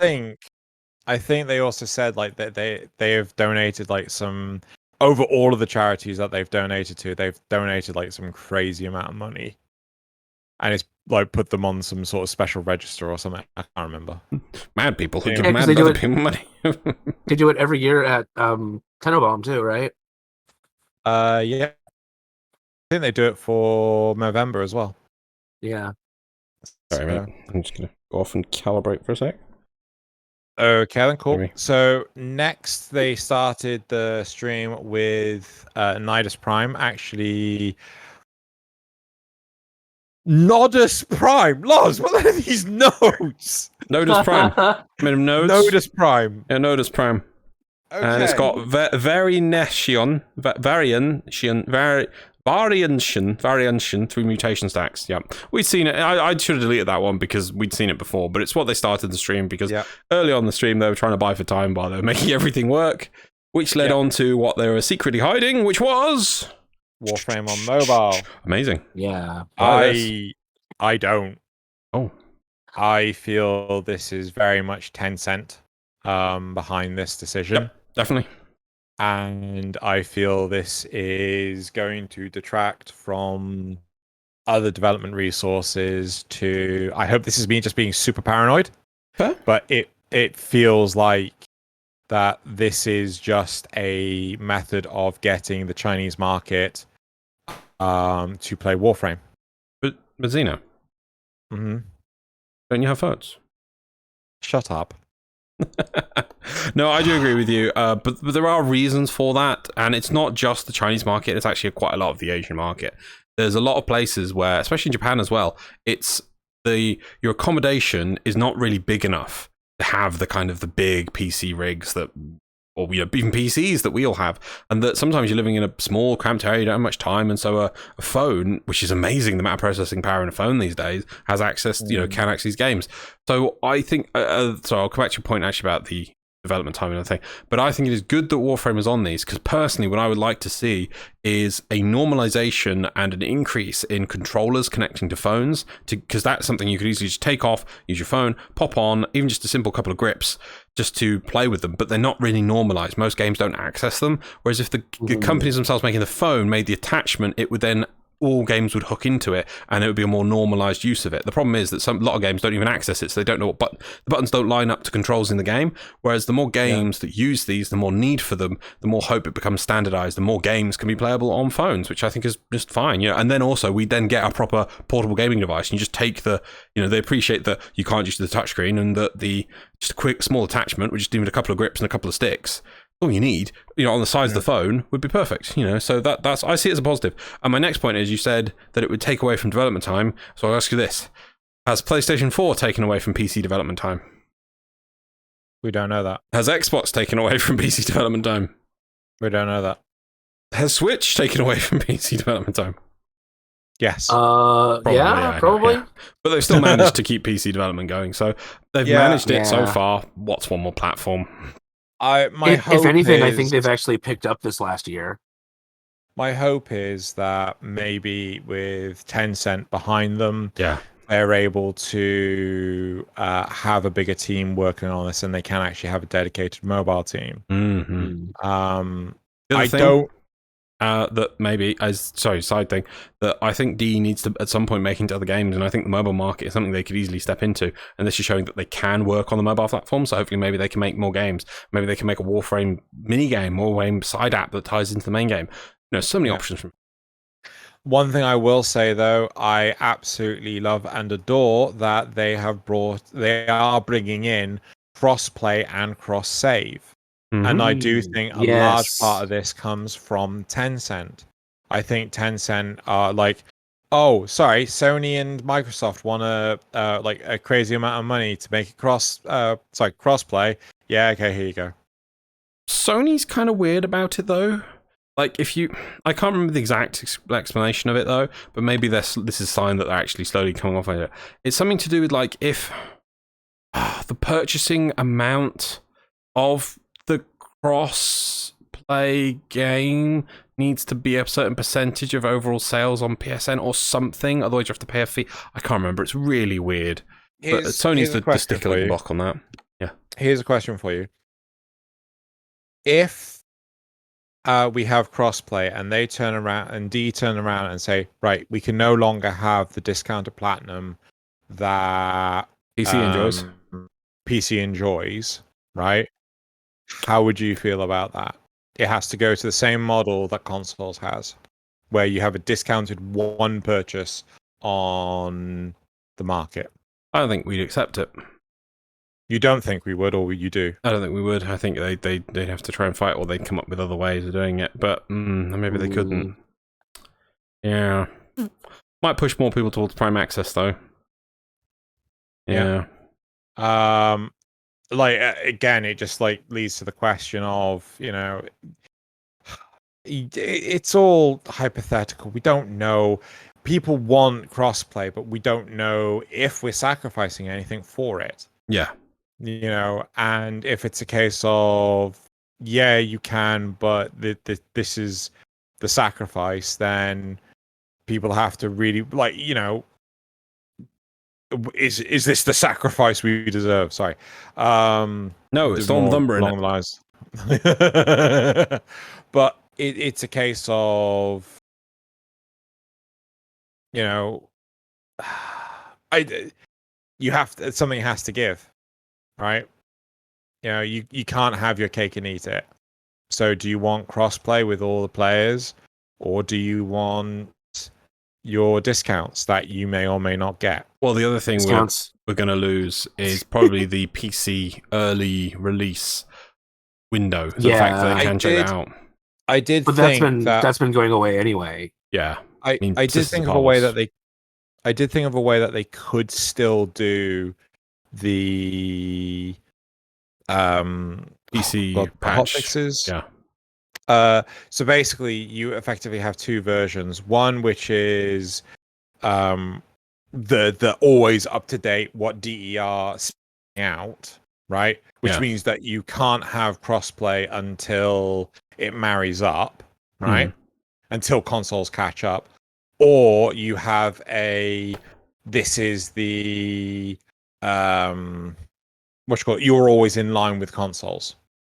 Could they have it that we're on crossplay and cross save, but if you because if they updated the PC one and then you couldn't log in on your Switch, could you? I was wondering if they do the PC update, they can just make it. I suppose if you do the PC update, you could just make it that you can't until the everything lines up again. Can't log on other platforms, and you can't play games on PC with other people platforms, and the PC just have like a version check every time. But that would just be that would cause more problems, wouldn't it? We'll see. They're doing it though. They're doing it. We'll see how it goes. So, but I wonder when. I don't think we're going to get this year. No, I really don't. We might get cross save this year, maybe. No, I think they would do it both at the same time. I think they both do it at the same time. And do you think they'd release? Do you think they will release the mobile version before cross save? No, I think it'll be all the same time. No, I think they'll do mobile first. So I maybe they'll do mobile in China first or something like Xeno saying, you know, where that's the big market for it. But then it would think it'd be really weird to do it like here and then say cross save. So all the people who want to pick it up on mobile then have to go, well, which account do I want to keep? But obviously my PC one, so I just wasted all this time on mobile. Yeah, I think they would actually go for releasing all three at the same time. Because like the big thing is you've got players that play on consoles and PC. Which account are they going to keep? You know, how are they going to merge all of those? You know, they'll probably just say you have to pick one, or you know, they'll just be separate accounts. Now you just have two accounts. Yeah. How many accounts do you have, Nasuth? We don't talk about that. More than one? More than one? More than one? Yeah, more than one. More than one? Maybe more than one. Maybe Hollywood. Could be a couple.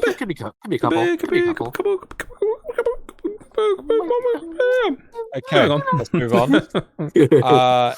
Next, we had content about New War. So the quote of the most ambitious quest ever. Yes, they described it this way. I can't remember which of the previous panels it was, but I swear they showed like this is a stack of pages, which is the. It's Rebecca held it up, but she held it up this way. It did tilt slightly, but it was very much. This is the thing. It's the biggest one we've ever done. Never held it like sideways to show you exactly how thick it was. Yeah, but I didn't think that pile of paper was that thick. Maybe it was all blank. Could have been. I mean, this is also a script. Remember, scripts have like. Grenier, grr, Vahek, go soldier, Grenier, more grunting. Scripts are very spacious in the way they write things out. Yeah, but I do get the feeling that this is, as they say, I don't think they're gonna blindly say this is the most ambitious quest. Like, if World of Warcraft were to turn around and say like, oh yeah, this is the most ambitious content we're ever going to release with the recent 0.1 update, I was like, and how high were you when you thought this? Yeah. But I do get the impression that this is quite a big deal for knowing how certain elements of Warframe works. I do think this is actually quite a big deal. So, right. Anyone have anything they want to say before we get into the dioramas? Well, they started with some weird dioramas that were between... I said before we were going to start the dioramas. Do you have anything you want to say before? No, I don't think so. Cool. Right, we'll go into the dioramas then. Loz, Too hot. Too hot. Okay. Too hot. So the first thing that they showed us was the diorama of... These are the dioramas that they try to show us in the relays, but unfortunately the servers were just melting. I think Glenn actually put up a picture of the sheer volume of servers, right? Do you want to hazard a guess to how many there were for PC? 100? 150? Try again? 200. 1,000. 10,000. Okay, someone's a bit high on themselves. 4,381. They all melted. Wow. They all melted. That's why they couldn't get all the servers to just basically point to the dioramas because there were so many and they were all crazy. So I think Steve said they'll try again next week and show and to do a little bit next week so people can see. But I mean, they showed you them in the things. Hopefully, most people will come. So we had the Nidus diorama, showed the difference in mutation stacks. I thought they only did the 2. Yeah, it just did 2. It did like and then not the full, but like halfway or something. It was showing difference, that there was stacks, We also saw the second one was the Zariman diorama, which you were looking into a classroom, and there's all these kids standing at the table. I think they were saluting or something like this. And then slowly they went from staring at the forward, so the viewers from the side, they were staring like at the front of the classroom, but then they were turned to just floating in the air with their looking at you, suits, helmets now on, just floating at you. So it was explaining like they were hinting at, we're going to see, as they said. Oh, excuse me. Do you want to read the next bit? Which that line you're on, look forward, looking forward, forward and back on the story of the characters and the origin of the Tenno.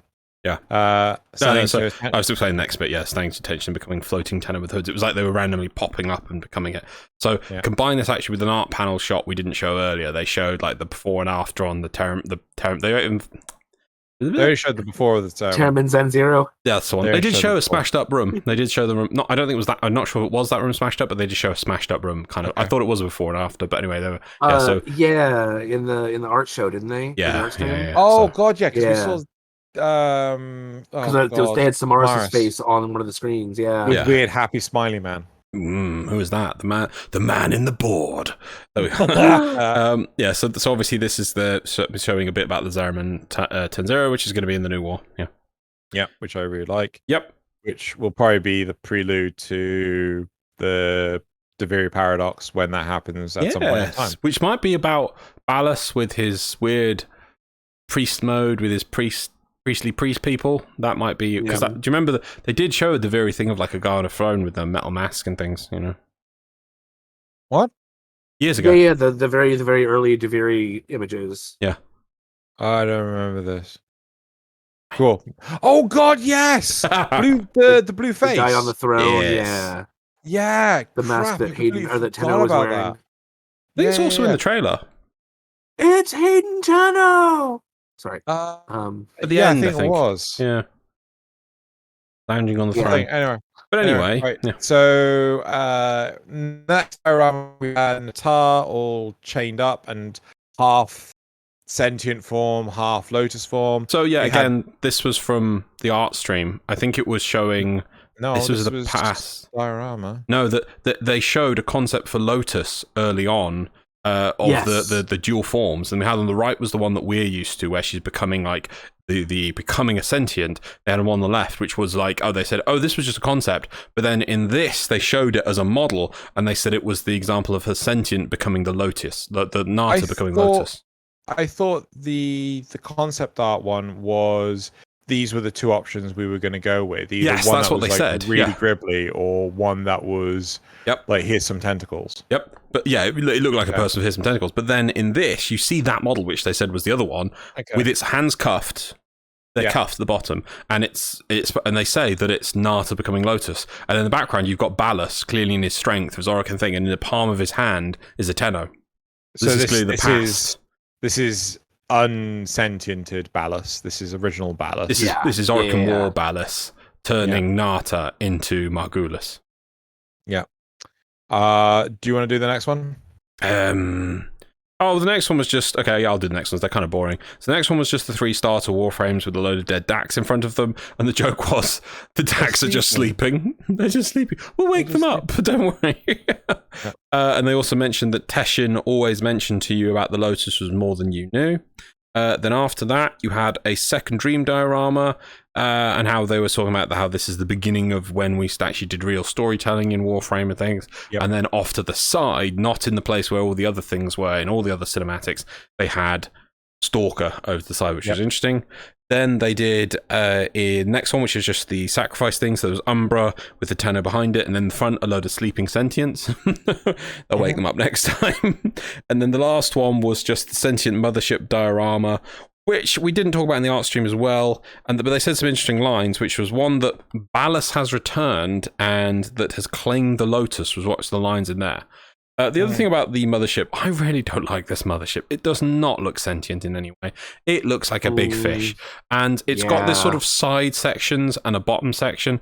And there's like, it's sort of regenerating. And so that if you ever wanted to be bigger, well, you can make it bigger. It's like, it's been out wherever for bloody 10,000 years. How many thousands of years? I think it's thousands of years. And it hasn't fixed itself yet. Like, what is this? I really am disappointed with this ship. I don't know if you can say that because we don't know how long it's been since exactly. That's kind of the problems we're getting. Generations. It's been generations. It has been generations. I'm pretty sure Lotus in the original thing says thousands of years.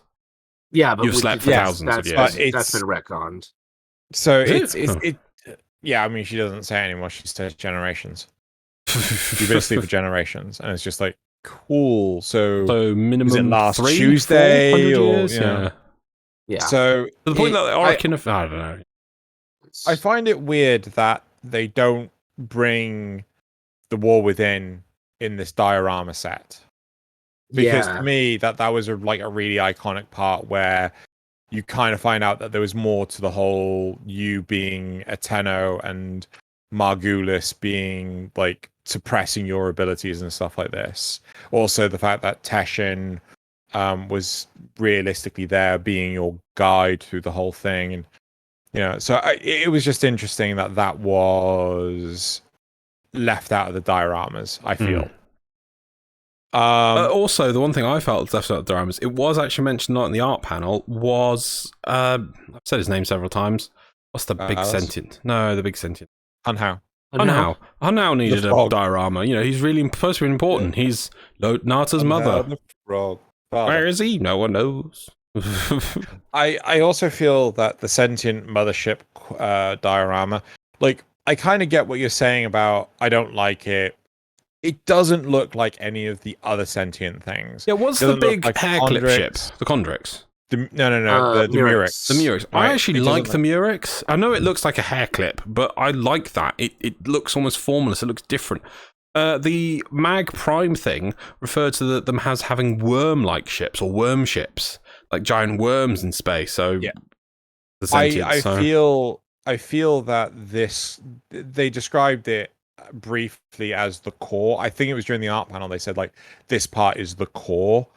It kind of feels like, you know, this is sort of like maybe the brain of the mothership, and it has to regrow itself, and it is weirdly taking an extremely long period. Well, we don't actually know how long it's been, generations.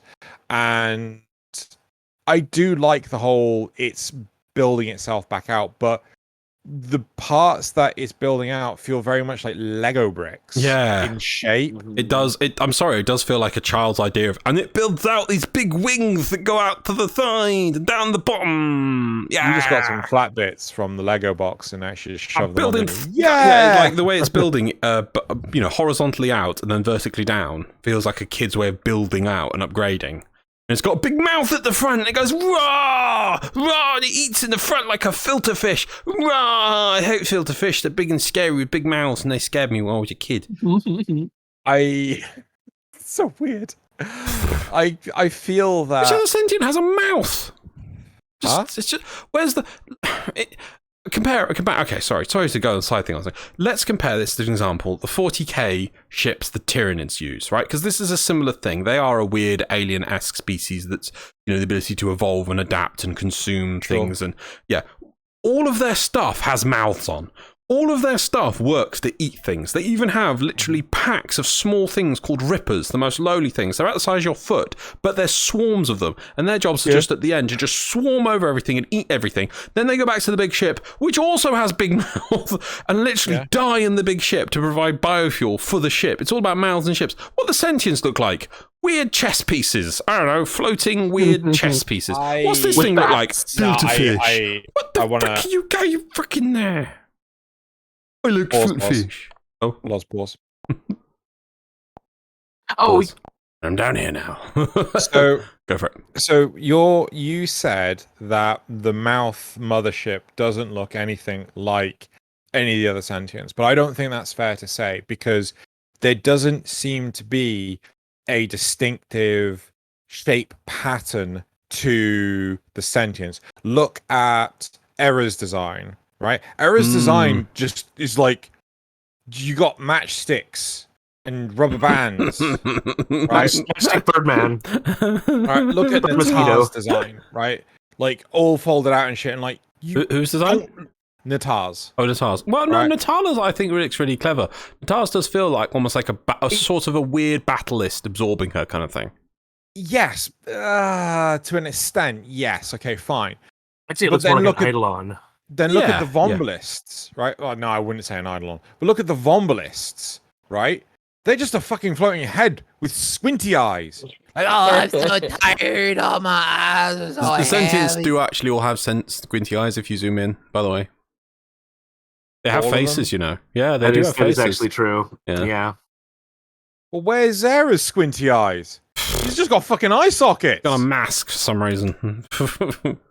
Like, it almost feels like Era was made for a purpose, and it's like, what was that purpose? And that's kind of the thing. It just, this quest will hopefully go into this kind of meat of stuff. You know, what were the different sentients' jobs? And because they all seem to have a task. I remember the Natas thing. It was like, But wait, did the weird dog things have squinty eyes as well? Well, I don't know. I haven't looked at their model up close. Probably though. Wouldn't be surprised. I know Hunhow's got a face. Yeah, you saw the face of one of the ones with the weird canisters when Teshin killed it. Yeah, that's got squinty eyes too. Yeah, it's got squinty eyes too. But the Vombalists have the They are big, but they're all face is the problem. What about the Eidolons? The Eidolons don't have squinty eyes. Eidolons have like a tree trunk for a face. They're broken though. Right? But that's the whole point I'm trying to make. There's so many variations. Yeah, they do not seem very coherent, do they? I feel that with the Mother Mouth ship, right? Mother Mouth. Just call it Mother Mouth. She has grown that mouth specifically to ingest resources to regrow. That's what I feel, right? I feel that, originally it wasn't there, but it was to... I think originally it wasn't there. It was just like, fuck, I need to rebuild myself. How am I going to do this? I need a mouth, right? Well, let me just grow one out my brain. Yeah, there we go, brain mouth. That now works. I can actually rebuild, I don't, I'm in complete agreement with you. I do not like how Lego blocks those shapes are. Build out to the side now. It feels like it should be more like tree roots, or I would even forgive it if it was too just flat, but it's still spread out like a fan, right? Like the paper fan sort of thing, right? I would forgive that, but the fact that it is just like it's a 2x4 Lego piece. Yeah, it just feels like really out of place. The blood vessels looked great though. That part, the membrane more of that. looks amazing. Yeah, more of that. But no, yeah, exactly. But the thing is though, that seems quite a vulnerable thing to me. That should be growing at the back or down the sides, out, very carefully. Instead, it's just growing them. When having a fighting stance, we got shoulders, right? Just as a random point. I'm no expert on fighting anything, but I know a few things. Right? When you're fighting somebody in most fighting stances, right? You can see me, yeah. Yeah. You don't fight square on because you're quite a wide target. What you do is you turn side on to limit your side profile. So most fighting stances, even boxing or martial arts, whatever, they have you side on like this because this is wide. This is not, and I've got a lot of defenses between here and here. When I go, I need to build out these sections with red blood vessels. I am now a ship! I'm completely vulnerable and exposed, and I'm literally a big target now. Whereas if it grew them backwards and went like that, I've got my mouth at the front and I'm building at the back, and I can attack things with the front. Big mouth. You see? It just seems so silly. And it almost feels like they were like, it's really... They did the concept art of the ship regenerating, and then that had to be the ship we see. Instead of that being how it was in the past, and we see it in a cutscene and we get a different ship. I wonder, the ship we see... if that is all we're going to see. I wonder if it's going to be like, here's a cutscene, like, there's the ship all the way over there. I'm using my psychic Tenno powers and I can see the ship. I'm going to fucking clue where it is, but I can see it with my mind's eye. If we get to attack the ship when it's still repairing and it kicks our ass and we inadvertently give it all the resources it needs to fix it, so then we see it in its finished form, that'd be cool. Got a badass ship over here. Yeah, that'd be cool. That'd be cool. We got a badass ship. What did you say, Nasuth? You said something? No, I don't think so. No, I thought you said like Mauler did it or something. No? Okay, I made me imagining things. Maybe I'm just tired. Right. So that was it for the dioramas. Yes, sorry. Let's get to the meat of it, yeah. Should we get to the meat of it now? Okay, yeah. I'm going to hold back. Okay. Okay. Well, I kind of feel like you need to actually translate your notes. Okay, fine. I will neutral. Okay, so I'll do it. Okay, I'll translate the notes for what I explained because I suppose we went back and forth because it was very back and forward in things. How do you write notes on this? So what we then saw was the new war gameplay demo, which was the start apparently of the quest. And we saw it actually. It starts off with a bit of a cutscene where it's going through fog. And you saw things with Ballas first talking with an overarching thing with, we are seasons, all of us, growing in the light. And it started saying about Lotus and Nata. And you saw Ballas in both his converted form and his old form. And then it went to Lotus and Nata. And then it went to you, the operator. And then it cut to the sentient attack on Cetus we've been seeing in all the pre-stuff with ship crashing into the Unum, and then the little kid brings his mask. He's sitting there on the beach. He's got his mask up, and then Era appears. And Era walks up to him, and the kid's like, "Oh no, I will lower the Excalibur mask to fight this fiend." But then Era just gently lifts up the mask, and it says like, and he looks down on the kid, and you just see the kid's face straight at it, and it's like, Don't be afraid. Why so serious? Why so- Hold on, I swear you wrote it. Did you write it higher write up? it? No, I remember. don't think I wrote what he says. No, I don't think I did. I think it is literally just don't be afraid. Don't be afraid. Yeah, don't be afraid. That's it. So he says, don't be afraid. We then cut away to the Grineer fighting on the plains of Eidolon against the Sentients. They are getting massacred. This is like, what is the point? All these Grineer doing their little camping. That's what they've been in, camping out on the plains. Not really achieved much. We haven't been able to get rid of them. Sentients like, nah, we'll show you how it's done. Smashing ships into the plains, blowing up Grineer all over the place. And then there's one lone Grineer. Then Vahek. Sorry, is it Vahek? Yeah, Vahek. Councillor Vahek, for some reason, is like, oh god, I need to sort the situation out. I ain't got better things to do. Anyone left out there? Any chaps left out there? Chaps, calling chaps. Any chaps out there? One Chad stands up, and this is Kahl 175. The first, yeah, no, be neutral. Right, so Kahl 175 stands up and he's like, I love this. It says how, like, the language he used was Grineer, very simple. And even his objectives, I've put this as a point, even his objectives were in Grineer. Like, they weren't like, you must rescue, It was like, help crash pilot or help something pilot. It was just really rudimentary and I loved it.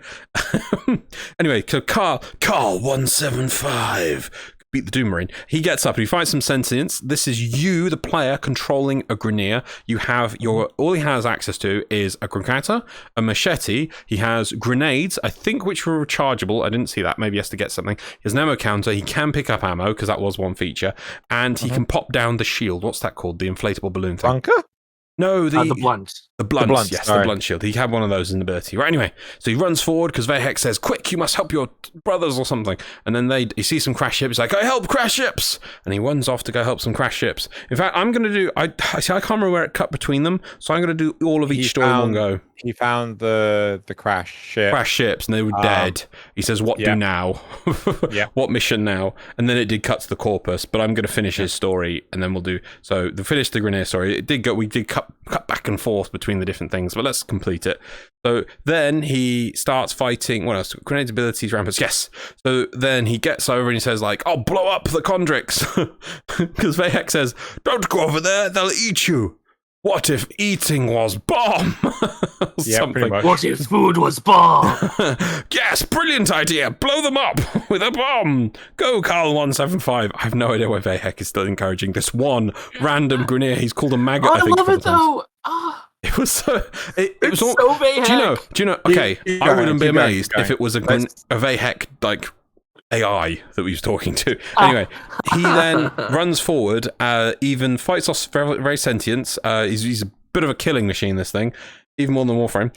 He then gets on a rampart, so you got to see him using a rampart, so you can use things.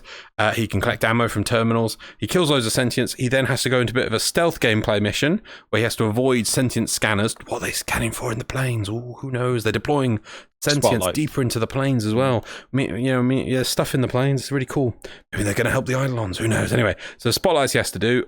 So stealth gameplay of staying undetected. They also showed off that he does stealth kills, just like Tenno do for unalerted enemies. Yep. So you've got stealth gameplay with these new controlling a Grineer. And then finally, you get to see a cutscene where he starts wielding a Corinth. Corinth Prime, sorry. And it even had specialized finishers for when he had the Corinth Prime. It was like push X, and he did a special finisher on an enemy. He then gets the bomb, and he tries to blow up the Condrix. Yep. But then his bomb somehow just gets nullified, and around the corner comes Error again, and he says, don't be afraid. Look into my eyes. Look around. Not around my eyes. Look into my eyes. Look into my eyes. I'm gonna say now. Right, Wow, do you want? I got these scars. No. Do you want to go over The others are easier. The others so yeah, I'll do the first, others. or do you want to talk about? No. Okay, Let me do the other first, one. I know I'm doing all the talking, but let's do them. Right. So the other one, the next story was similar. So we had the Grineer. Now we have the Corpus, and the Corpus was controlling a character. I've got Viso R. I don't know if the R was explained. Just Viso R. Okay, so Viso R is a Corpus tech who's like there on a ship being really scared. Alad V gives him a mission. I need a tech who's alive to go access a computer terminal for me. So then you're playing as Viso R. Really interesting character. He just has the Plinks, which is a pistol. But the other thing he has is his pad or his tablet, and he can use that to control the Corpus ship. And this is a really cool thing. You're playing as a Corpus crewman-esque character or a crewman tech. and you're able to control different elements of the ship. The only ones we saw, though, is mainly he's got 3 abilities. He can spawn proxies from set terminals that he finds around. 2 of them were mowers, 1 of them was an osprey, 1 of them was a combat mower, which was quite tough, and you could use to attack enemies without, because your character's quite weak, and you just have a pistol. The other one was a multi-tool / explosive mower, and the last one was an osprey. I didn't really see the osprey do much, if I'm honest. I don't know what type of osprey it was. I've got to say, I feel the shield. It was a shield osprey, but there was no direct line link. Yeah, right. I think it was a supportive role. Yeah, well, maybe that there'll be more skills later on as this quest develops. That the osprey will do unique things, like you'll send it through tunnels and things. I don't know. Anyway, got some points why I really like this. The proxies had characters and they kept yelling out things, like the robot. So the robot, there's the combat mower, the other mower, the tech mower. You could send it forward and explode it by shooting it, and it would blow up terrain to allow you to keep moving. You could also tell it to attack enemies, and it would walk up to them and then explode. And one time it went, "Glorious destruction!" and blew itself up, which was amazing. You can also tell it to hack through terminals. So if you see like a door that's closed, you can go, "Hey, go in there," and it pops in and opens the terminal. Not that we didn't talk about that in 2014 or whenever pets came out as something, an additional thing for like pets to do. All ideas stolen. Anyway, moving. Sorry. Focus. Right. Oh god, the hack noises had modem sounds in it. Oh, it had dial-up modem sounds for its hack sound. I loved that so much. And they obviously talked to him. All of the proxies, well, the 2 mowers were definitely saying things to the corpus.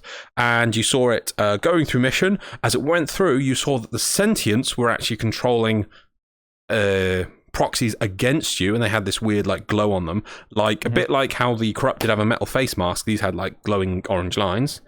And it also so these were his 3 abilities, which were in the corner. And there was something about Al-V was seeming to be almost like trying to get the fire control of his Corpus fleet ships to turn off to sign of surrender to the sentients, is what it seemed to be. But it didn't round off that story either.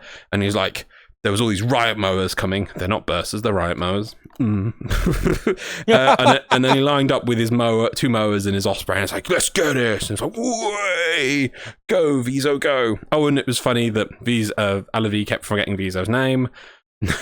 However, Vahek never forgot Kahl 175's name. Just, right. And that was the end of the Corpus one. And the last one was just a one-off thing with Teshin, who seems much more proficient at killing sentients than a Warframe ever could, apart from Limbo. With Mesa. He was really interesting. So he was going through a sentient ship, attacking it and blowing up. He had Ordis helping him with a weird, like cracked, almost weird, different message for Ordis coming out. But he paid no attention to Ordis, said, "Shut up you." He had his twin Nakanas, which was really cool. He seemed to sort of augment them and sort of boost them with energy. And in the bottom right corner, you can see they had 3 elements of fire, ice, and thunder that he could augment them with. So obviously enabling him to get around the sentient's ability to adapt to damage, so he could keep changing what damage he's using. You had a grappling hook, which was really cool, and you could throw his Orvius. That was I thought that was his second sword, or was it the Orvius? He threw his second sword and he would latch onto it. No, he had his grappling hook, and he had his Orvius, and you could throw the Orvius and grappling hook to the Orvius.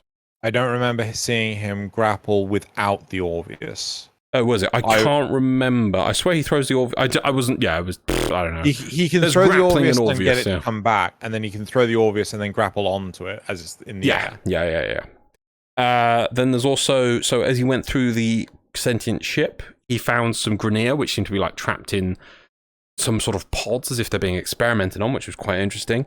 He then worked up to what was almost like a mirror of memories, I was describing it as, because it starts talking to Teshin with the lines he said to the Tenno player in The War Within. Yeah. How would that mirror know that? Unless maybe it was a wall of Kuva, a mirror of Kuva or something. I don't know. Something going on there. And then lastly, he went into a room where he had to access or blow up some terminal, and he had to actually ask Ordis to dephase it. Like, Ordis, shall I dephase that for you? It's like, okay, yeah, he did that. And then also we finally got to see, there was 2 new sentients in the Fort one. In the Grineer one, we saw a new shooty sentient, and in Teshin's one, we saw a new punchy sentient. It was like big poxy, punchy sentient. And then the last thing was Ballas actually talking to Teshin. So Teshin seems to know of Ballas and about Ballas, and seems to be quite dismissive of him. And at the end, I think you got Teshin saying, like, "Too easy." That was it. all we saw in the cutscene. Oh, and then there was like a load of screens after we finished all these stories. There was like loads of cuts and scenes which had some really interesting things, like that sentient mothership being attacked by Corpus Grineer and some railjacks. You got to see the planes being destroyed or in a destroyed state. You got to see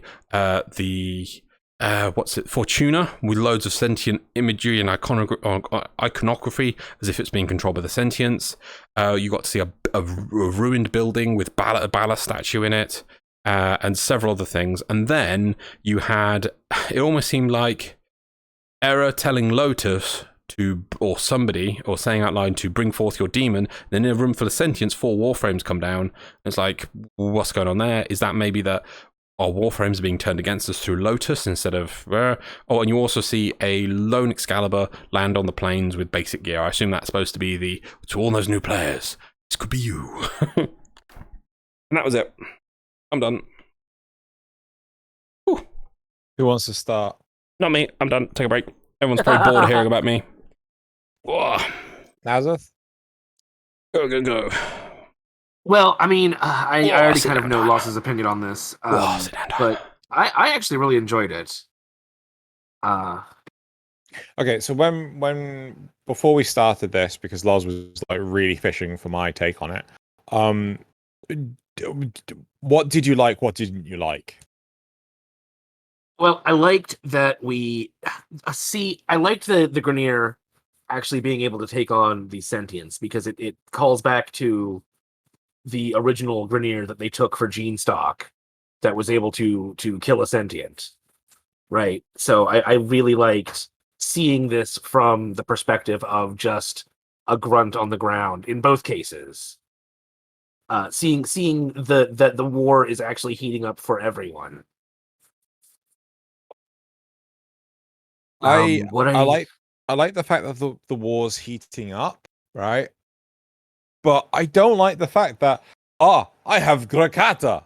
I kill with Grakata. I'm like, no. The sentients are not that easy to kill. Not even 2 Grakata. Right? Maybe he's got a galvanized mod. There was instances where the Orphics, the smaller Chondrix, were just exploding for no reason. Yeah, that was a little weird. Right? So I can only assume, scripted event, we need to make sure that the thing keeps on going, so these things will only exist for a short period of time. Right? I don't know if they'll do that for the actual quest itself. I liked it when he picked up the Corinth Prime. I'm like, yes, I could easily believe that could kill sentience. Not a fucking Grakata. I think a Grakata. I think it depends on the how tough the sentient is. I think you could actually take a Grakata to Lua and kill a sentient. But it feels no like mods? It feels like you're taking. It's like I see you brought a pistol to a tank fight. Yeah, like, I can see that. Right. I don't know. I like the feeling of that Grineer determination to just keep pushing no matter what. Because just Fayheck yelling at him is enough to get him to actually start running after he's been horribly mutilated and injured. Yeah, he has been horribly injured. I do get that. I do get like the whole enthusiasm of Kahl 175. Right, I love the dynamic nature. I love the fact that we're going to be able to play as the different factions. How maybe this might lead to some of the stuff that I've always wanted. Unlikely, because I'm pretty sure it's just going to be scripted stuff, quests and stuff, and will never exist outside of the quest. But still, it's like, it's amazing to see it from their perspective. The HUD UI differences. I didn't think they were going to even bother with changing the HUD, but they did, which is great. I just feel that there's a disconnect with Tenno struggling to kill sentience, but a lone Grineer with a Grakata murderizing everything. That felt like a disconnect for me. Loz? What would you want my overall opinion or just this little bit? This little bit. I completely agree with you. It kind of felt gutting that. So what would have been cooler is if it was quite unique. So Nasuth called back to that original Grineer in that line where the Orokin find the sentients finally attack, and one first sentient meets up with a Grineer, and it's a worker. And he attacks it with a shovel because he doesn't know what to do, and he kills it because of the force and the strength. Because that's what a Grineer is. It's a Grineer were meant to be workers. They're very strong. So if it was more that you used your Grakata, he just kept shooting the Grakata, like literally clip after clip, and you could reload in seconds. And that was just to hold them down till you got close. You just butchered them with the machete, like repeatedly bashing them with the machete. So you kind of you shot them. Bash, and the little ones, but then the big ones, you have to keep shooting it down. You have to just, it was clearly that the strength and using the machete is how it killed it, and the Grakata was just to hold it off. That would have lent into that, but it just looked like the Grakata went dead, dead. Like, okay, right. I think when we get it in our hands, it'll probably be a little harder than that. They usually do tone it down for these demonstrations.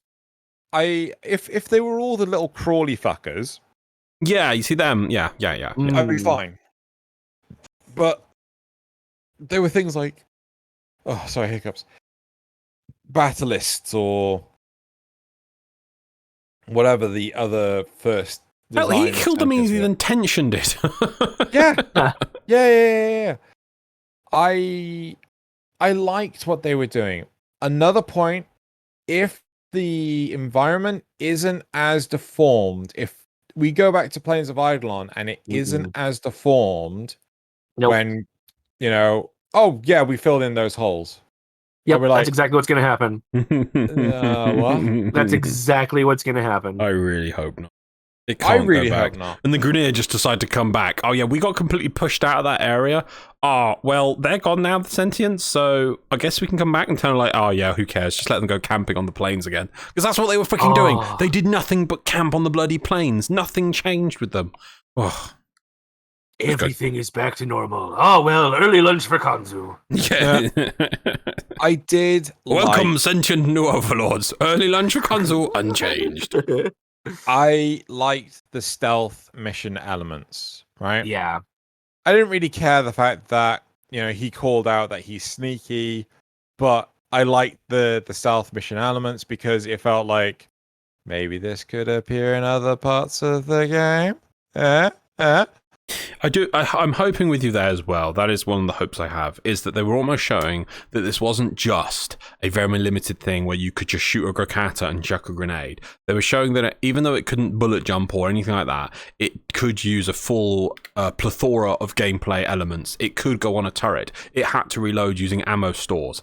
It could use, obviously, the key things of it having abilities, with the shield that could pop up and the grenades, like a normal cover shooter, hopefully, and you had your gun and your machete. It can then pick up other weapons as the plot demanded, but you also could have stealth missions and stealth elements. So it was showing that this, maybe that's what this was, a pick and mix to show you that this isn't just a very monotonous gameplay. There can be loads of elements for the Grineer and loads of elements for the Corpus to play with. Yeah.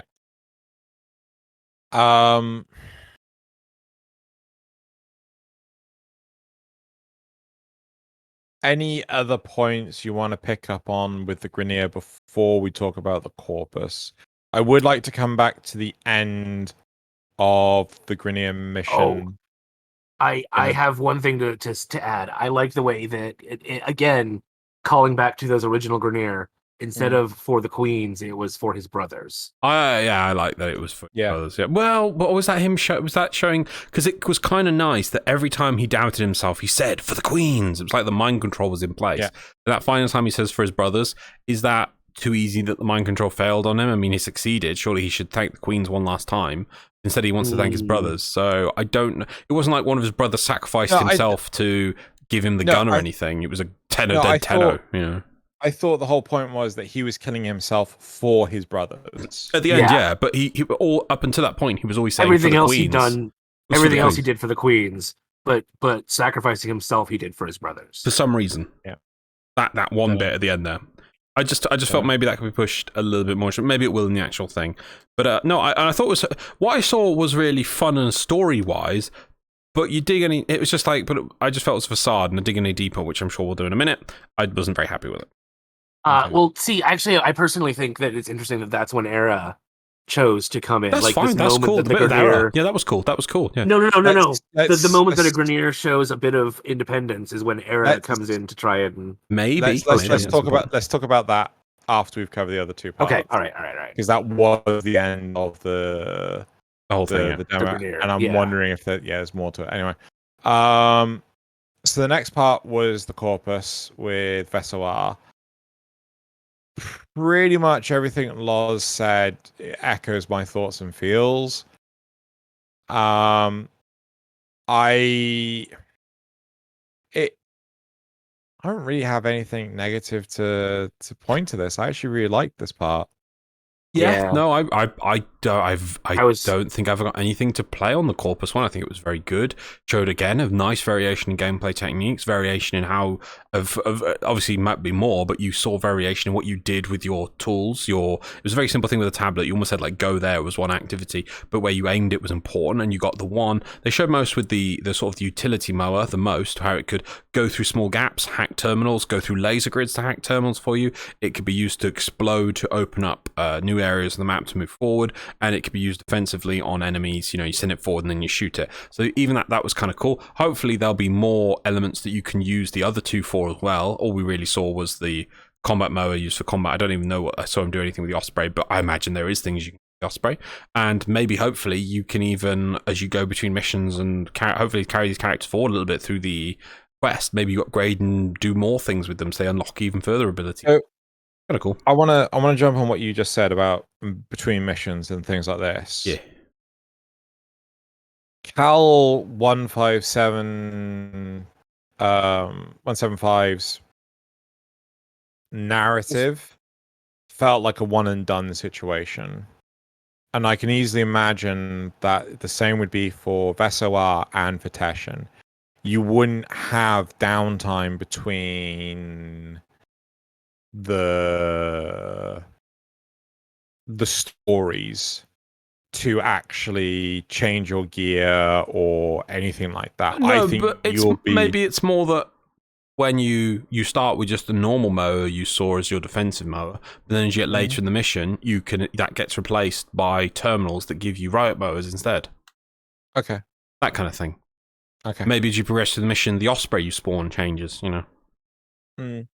I very much like it. I don't know where the corpus narrative can really go aside from self-preservation. Basically, the Vesoar just turns around and goes like, "Yeah, I don't want to turn these guns off. I just want to leave." I don't know if they can though. I think it's more he's going to be sacrificing himself, stop Alad V from completely decimating from crippling the Corpus fleet that's fighting the Sentients. I think he'll die doing that, maybe. So you think, that he's going to just as much as... Well, I mean, we don't know. Actually, to be fair, we thought that Kahl 175 was going to die, but he could end up, joining the Sentients. Yeah. With... Yep, I think Era's going to show up and ask him... Yeah, but then he might Life later afraid. on break free of it when he sees his brothers suffering, because he says for his brothers, he might rescue his brothers from the Sentients. Teshin. Yep. How do we feel about Teshin? Is Xeno's video What messing up for is anyone? up with my camera? What's going on? Loz? My end. Pause? Okay. Pause. So yeah, weird webcam related issues there. No, know what that was about. But anyway, yeah, so the question is, how do we feel about Teshin? Very stylish. I think I'm gonna echo the sentiment. The fact that he said too easy kind of felt like a little weird. It feels really weird because, like, my understanding was that the Sentients the Warframes were brought in because Sentients were defeating everything else. Like, I don't think they I had a think- Teshin back then. I think it's more that the Warframes were easier to produce than to train Dax soldiers. No, because you see in the cinematic trailer, it's like intro to the game. Oh yeah, where yeah, Warframe's yeah. just slaughter Dax. You also have the Mag Prime thing where it's like one Mag Prime and a whole load of Dax soldiers. Like, yeah. Oh, there's no doubt that the Warframes are better than the Dax. That's true. I don't think they had a Teshin. Teshin is not a Dax. Teshin is, I have had, well, it used to be thousands of years, but it's like generations now. He's had, I'm going to go with thousands of years, or at least hundreds of years, a couple of hundred years minimum of training, like to augment himself. And he's been readying himself for this time. He knows his enemy. He knew what he had to prepare, and he has been in the Conclave, preparing for the enemy's return. Why weren't you in the Conclave, Tenno? I'm sorry I didn't give you rewards, but you needed to be in the Conclave. It made me strong, powerful like Railgun. Powerful. It feels... yeah, but then... I mean, the whole thing with the War Within was that Teshin couldn't defy whoever held the Kuva. Mm-hmm. Right? The big stick. No, I'm saying the Kuva, not the big stick. Big right? stick. So why hasn't Ballas gone, oi, stop it? I think there was only one Kuva stick. Yeah, I'm not sure. No, I really don't think it was the stick. The whole point was he couldn't defy, like, the Orokin. So why can't Ballas just go, no, stop it? No, it was literally the stick, because you get the stick and then Teshin follows your commands. I still think it was the Kuva. It was still the Kuva on the stick, or the gourd rather than Kuva. I don't think, just because we see that gourd of Kuva hanging on the stick, I don't think all Kuva looks like a gourd. I don't think it does. I think it's like dripples. I think that was a lot of Kuva we did whatever with. And that was like a million Kuva. There was like a gajillion Kuva. Yep. It just feels like that was the bank savings of Kuva. that it feels like Ballas could just turn up and say, stop it. Just stop trying to... I'm Orokin, stop it. But he doesn't. He's not Orokin anymore. Ah, yes, that's true. But how can... He's only got one leg. If it addressed... it'd still be good if it addressed it, though. Right? Yeah. I think they did. I think they're good. They'll say, no, it was the stick, and the Tenno get the stick, and then they told Tenno what to do, and then Teshin follows the Tenno around. It wasn't. It would have. I think what he's saying, it would have been nice if there was a line like Ballas says stop it, and Teshin says, but you're not my master. Hold on. So the stick implies whoever holds the stick, is the owner of the Dax. So no Dax with can defy the stick. Right? I dominate the Dax. So the stick controls the universe. I can't accept that. That is such a dumb plot point. I can't imagine that the Orokin are so stupid to leave the keys to the Dax in the form of a stick, not a facial recognition. I'm Orokin. Do what I tell you. What would you prefer? Some sort of pheromone restrictions? Oh, don't fucking start. Gotta sever the nerve. Sorry, on a random tangent, I can't believe that the doctor woman couldn't think, like, how could we stop her from smelling the pheromones? I don't know, give her a fucking bloody nose. Like, seriously, I fucking thought of that. I love that the only reason... Sorry, this is Scarlet. The only reason that Scarlet Widow went to fight the man by wearing the mask of the other woman is because the other woman said, like, I know how the locks are made on these prison cells. Wouldn't it be quicker just to tell Scarlet Widow how to get out of the prison cells? Black Widow. Damn it! Black Widow. Wouldn't it be quicker to tell Black Widow just how to get out of the prison cells? That was the only reason apparently she went with Black Widow's face on. Was to get out the prison cells because she designed them. Wouldn't it be quicker than that than do this whole thing about, okay, wear my face and here's all my mannerisms? It's ridiculous. Anyway, back to the other things to talk about. Okay, fine. We'll move on from Ballas should have just told Teshin to stop it. Right. What I didn't like how Teshin was able to slaughter so many sentients? The sentients. No. Slaughter the sentients as if he was both Limbo and Mesa combined. Right? It felt like, fuck, why do we need the Warframes? We're just sending you at them. I know. Just put you in a pod, throw the pod at the Murex, and there you go, Teshin. Fun. Go murder everything. You know, I got the stick. I'm telling you to do this. Deshin, murder sentience. Yes, you are stick man. I will do as you say. I get the sense that he's doing it out of desperation. Like, for some reason, we can't do it. Well, because So we're that too is busy me- controlling that is me Grenadier and just- Corpus. So Yeah. a part That of is me me just blindly wonders- reading into it, though. A part of me wonders if this is supposed to be a narrative where the Tenno doesn't exist. Yeah. I was starting to think Because- split timeline sort of deal. Because the question, it's unlikely. I think it is Maybe. unlikely. Well, Oh, no, no. the thing would be is if the Tenno didn't exist, right? The Warframes wouldn't rebel, right? And the Grineer wouldn't lose their Orokin emperors, and they wouldn't suffer clone. Are you saying decay. just Teshians is an alternative universe? No, I was saying all three of them. But the Because- Grineer one has a Corinth Prime and a Rhino in it. That's true. I'm glad you pointed that out. I had forgotten. Right? It did feel weird though. But like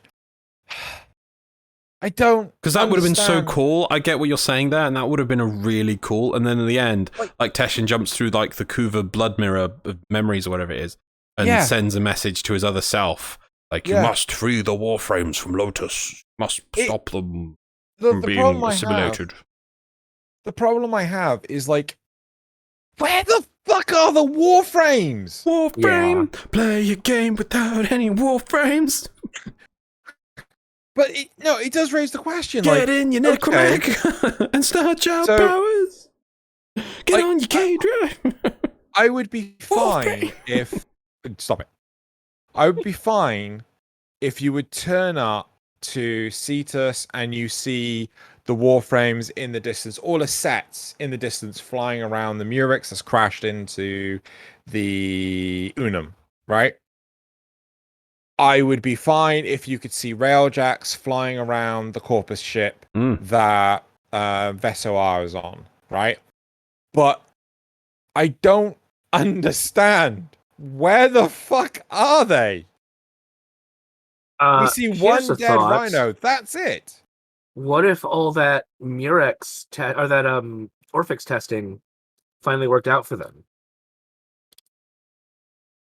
And they literally can't come in. The Warframes literally can't come in. And we would deploy Other Necromax. than when are they doing Necromax? Yeah, that's a good point. Yeah. We would deploy Where are the Necromax en masse. Here's a Mech question fall in for you. 5, 4, 3, 2, 1. Here's a Wait, question what game for are we you. playing? Right. So we see the perspective of what's going on the plains of Eidolon, right? What's happening to Orb Valis and Deimos? We see Orb Yeah. Valis, we see Fortuna, and it does like a quick small pan Oh down. yes, it does. And we do see it almost with the same, like there's this gold element on when you're seeing the Corpus line when they're being controlled by the sentients, and you see that kind of iconography and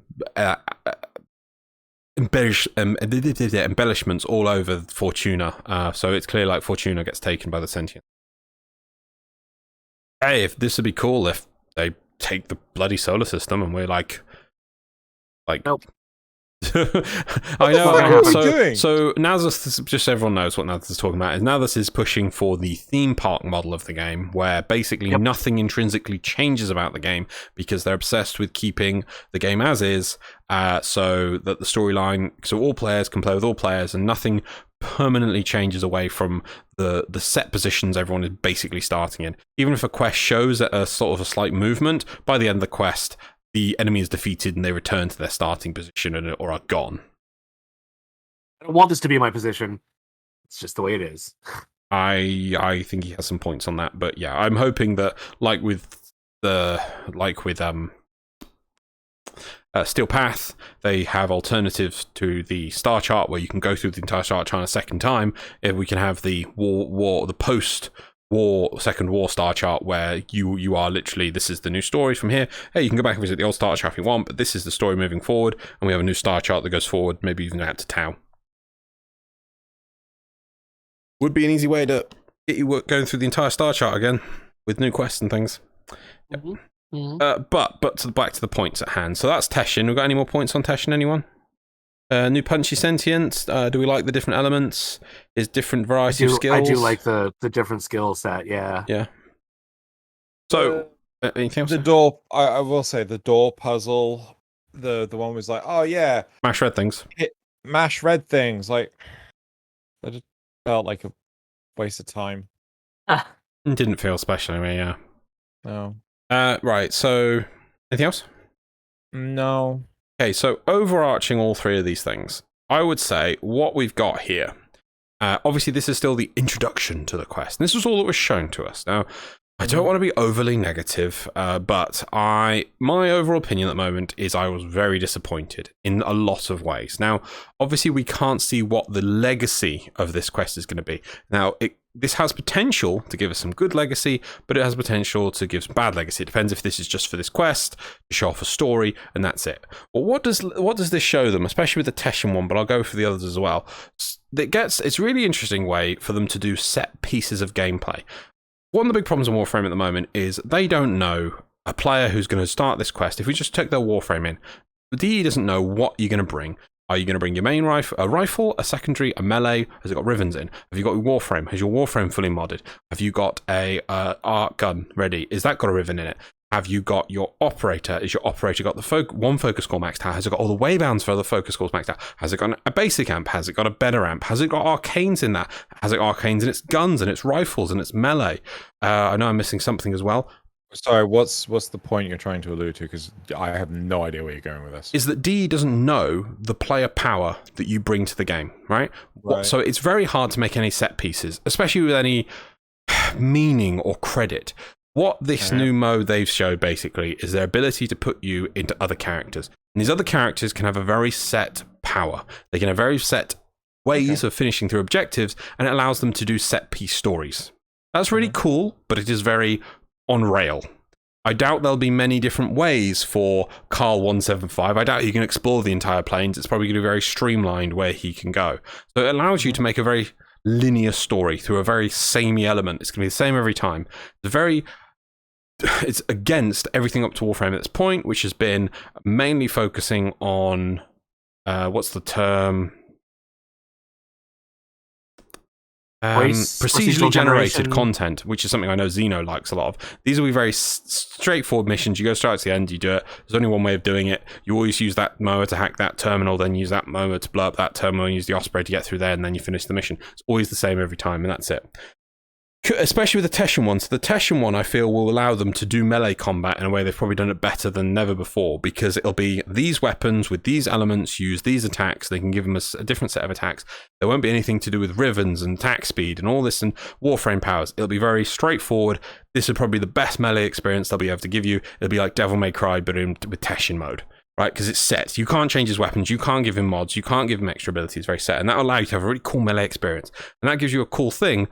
But it's completely abandoning your Warframe. It's completely abandoning everything we've done to this point just to give us these little set experiences to do this. Now, this is obviously the start of the quest. Maybe there's more to it. But meh. As for the legacy of what this could mean, this could be really cool. We've said in the past, ages ago, PvP doesn't work in Warframe when you've got this much power. But it would be really cool if you did a Grineer versus Corpus mode. In fact, with this, they could almost do the Tenno are training the Grineer and the Corpus through Conclave and digital virtual missions, and you can play as the Grineer, you can play as the Corpus, and because their power is very set, it's very scaled down, they can balance it, and then we could have a really cool Conclave mode where you play these two things. That would be awesome. I don't know if that's going to be on the cards, but that's the kind of thing I would want. Overall, though, where was the Warframe in all this? I was very disappointed. Now, last point, I'll push off on my angry points. I'm not going too deep in them. I could do more, but I want to do one thing. I know I don't wrong. I like everyone at DE. I know they work really hard, and I don't want to be this mean against them, but what we saw is very similar and could be pulled off just like an Anthem tech demo or a Half-Life 2 tech demo, where this could be produced in a month or a month and a half, and it's just it's all scripted, and that's all you see. There's nothing more to it. There's no depth more in the gameplay. It's just you just do that, you see that, cutscene, done, move on. And it's not really anything special. And that's really what we were shown. It didn't really invoke anything deeper in me. There was a few cutscenes right at the end that had some potential to show the cool things like Fortuna stuff with Fortuna happening, stuff with the whole plane's being destroyed, and there's also a combined arms of the solar system of Grineer, Corpus, and a Railjack attacking the sentient mothership. Maybe there's more to it there, but the majority of what we've shown, maybe it's because I had this idea years ago and now it's being acted on. I don't know, maybe I'm bitter, but I wasn't very impressed by this, I'm sorry to say. There we go. So, what's your feels? I do think that if you were to pull back the curtain, like, you'd be like, are you fucking kidding, right? Because this is a scripted teaser, and we know that, you know, that they were working as a team to play the 3 individual parts. Like, from the looks of it, it's supposed to be from the perspective of one person doing all 3 parts. But we know for a fact they already revealed who's behind the curtain, that Sheldon was doing Tashin, Megan was doing Veso, and Reb was doing Kahl. Yeah. So we already know that it's not there yit. Yeah, right? of course it's not there yet, and that's obviously because they had to if one thing did it, you'd have to wait for the pre-processing of it loading the next thing, and it'd probably break. Yep. So they had to have them all loaded, ready, and just play through. That was it. I mean, look what happened to the relays, right? You know, they thought they had it all ready and sussed and everything, and it's just like, nope, there was way more people than they expected. Yeah. Right? I feel that Loz has a really solid point. The problem is that I think the problem is that we want to be hyped about this, but we have, you know, maybe by Warframe or other games, you know, we have been burnt so much within the last 10 years. Our hearts are now fully jade. Yeah, they are so jaded. Like, you know, I mean, the games that really ruined it for me, like the biggest one was the Warcraft 3 Reforged, right? I was so looking forward to that. Yeah, that one's going to be right. Good. And then so close to greatness, so close. Yeah, and then, you know, rug got pulled out from under us, and so on and so forth. I just, you know, I think like Loz, I can't just get fully invested in something because of how much disappointment there has been in gaming. Oh, fuck it. Let's not say the last 10 years. Let's say the last 5 years, right? It's just been so bad as of recent.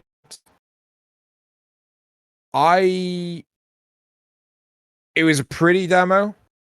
It got me excited, but it didn't get me invested. How much more? Sorry, I mean, that's a point on point, but I just thought some points.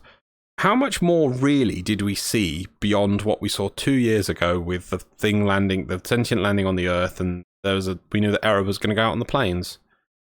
They tugged our heartstrings with naming the characters, naming a Grineer, naming a Corpus. Very clever. There's no real substance there. Yeah, no, but I mean, they don't want to give away all the substance there, right? They just want to get you to think, oh, this is coming out this year. And did what we see from a story perspective, and maybe it's coming out this year, did that really feel like over 2 years worth of effort? Remember, they even did the 2019-2021 joke.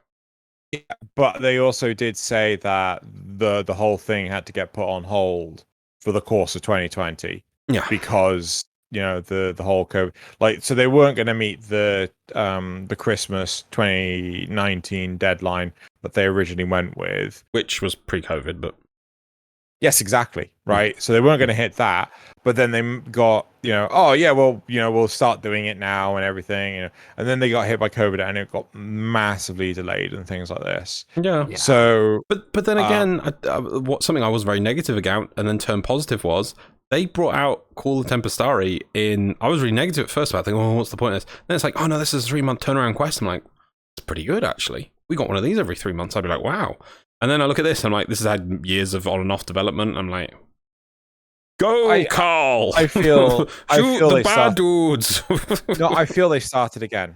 And I feel that this is something that we are just as bad for as much as they are, where they have like a first draft and like, yes, we'll do the first draft. Start working on. Nah, let's do a second draft. I would never say I want to do the first draft. No, I'm for that on drafting, but it almost feels like they had it all scripted and then they went, and redrafted it a few times and went, no, it's chuck the bin. We do it again. I think the same thing as with War Within. The ability to write is always the tricky thing. But then what do we really get after all these multiple relights? Go, Kahl! Shoot bad dudes! Blow thing up! Like, well, wow! This could have been written in a week! Well, use bomb! What if bomb was food? Good joke, man. Yeah, but I mean, it might be obvious to you, but you've got the advantage of hindsight. That's true. Right? And the big thing is, like, even though we're like, oh, look at like all these quests that have come out and things, I still say that War Within is like the best quest. Oh, War Within was good. We also don't know. We also don't know what segment of the quest this actually filled. Like, how much of the quest is this? Yeah, but how much of the how much comes after that? How much of the gameplay is actually there that we just don't even know? So Steve said this was mission 1 and some of mission 2. We don't know how many missions there were though. Yeah, it could be 10 missions. That'd be impressive. That would be impressive. That would be impressive. But you're saying that, the things after hindsight. I think the three of us sitting around for a week in our evenings could come up with a story about a Grineer bombard versus an infestation taking over a ship. Okay, that would be quite riveting. Do you remember how many? Like, it took us a whole month of our evenings. That was us writing. Yes, but that was us writing Secondary and War Within. That was us correcting the mistakes. Yeah, well, okay, let's explain this a bit better. We got multiple people. This was like 12 scripts worth or whatever, and we got multiple people to write different scripts, which was hard enough because we had to chase them or whatever. And then we gave them only a thing, and then we had to correct them and change them and redo the other people's scripts, even though we asked them to write them. Then we had to think about our overarching thing and made alterations, right? But this. I'm not talking that much. I'm talking about one script. How long did it take us to write script 1? Not that long. How long would it take the three of us to write a script? Like I say, let's have a bombard on a ship that's versus the infested. I think we could have a cool story within a week. If anything, like, looking at Reb's pages of script, right? Faulty Frame Squad 2 is long tops per episode, right? That thing was much bigger. We didn't see the actual the way it's talked about. It might even actually have a lot of the directions. 4 pages, it's still double the size of a Faulty Frame Squad episode. Yeah, but that's one episode. If it was 6, and we did that on our off time, and we have jobs. That's not our job. Yeah, they have jobs as well. Yeah, their job is to write that script. No, it's not. Yes, it is. They are the developers. They make the game. It's someone's job there to write that script, and they get paid to do it. We didn't get paid for 40 straight. What, you think no one at DA's job it is to write the script as part of their job? You think they just do it together on breakfast? Yes. Scott comes down and is like, okay, I think we should have a rhino in it because I like rhinos. Okay. Stop. Part of, yes, I do think it's part of their job. I do not think it is their 24/7 job, right? I feel, we have to fix this error with the graphics engine. I don't, like, if this is Steve or Jeff, I think they're the main writers. But, like, Jeff has an entire department to also manage. Oh, yeah, no, yeah, fair enough. But then, just to point out, if this was a organization, that is a terrible way of structuring it and organizing people's work time. If that you have people like that would indicate of why quests take so long, because you have people who have other responsibilities who have to find time to do one of the key things that all the other work is dependent on. I don't think the story at this point, 8 years in, is half-heartedly given to a few people in the background. I think there are people who have set time to work on those scripts. You're not wrong. Yeah. But I also feel that... I mean, you look at Secondary, and you look at War Within... companies in general. Yeah. At 8 years on, I don't think they're that... You really think they have a dedicated writing staff? No. I think there are people whose main responsibilities is in major parts of their time, like half a weekday is like, okay, us three are getting together to write a part of the script on Friday afternoons. I don't think they just do it ad hoc, as you seem to be sort of implying. That they spend most of their time coding, and then when they find time, they do a bit of script. Is that how you're saying it? No. Warframe script is too good for that. Second Dream was amazing. War Within was amazing. Chains of Harrow was amazing. That's not just, if it was, that's amazing. I don't think it was like, oh yeah, we got a free Friday afternoon, let's add a few lines to the script, which, all the work that we're doing on this quest is based on. No, it wouldn't work. It wouldn't work. Really? Are you honestly telling me that? Yeah, because that's what my job's like.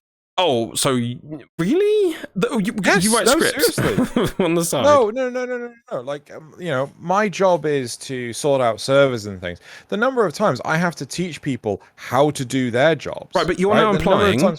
No, you're now implying. I'm going to stop you there because you're now implying that in their jobs, the story writing is so low down that it's the equivalent in your job of teaching other people to do things, which isn't one of your main objectives. No. I'm saying that the story writing is more akin to setting up servers and things, which should be my priority, right? But it's often superseded by, oh, well, Drew, if you don't teach someone how to use this code base, then we've got 5 people not doing any work. Right, okay, fair enough, but I don't think 8 years in they'd still be like that. I think they'd be much more organised than that. I would be really interested to see that perspective. Didn't they hire? They did even hire someone whose job it was a writer. I don't know if he's still there, but at least they at some point. Yeah, but that's not the only thing he's going to be writing, though. He'll be writing for different. I mean, hell, they even said no, you can't write the main script because you have to write the flavor text for this new resource. No. I'm saying that that game, like Warframe, is not going to be the only thing Cam's going to write for. Right. I love how you keep sidelining us with the side objectives. It's like, oh no, but then this will be in the way, and then this is in the way.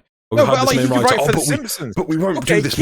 Keith Powers, right? Keith Powers, who has been critically acclaimed as the composer for Warframe, right? Like, he's composed so many other intros at the same time. Yeah. Right? He's worked on other projects.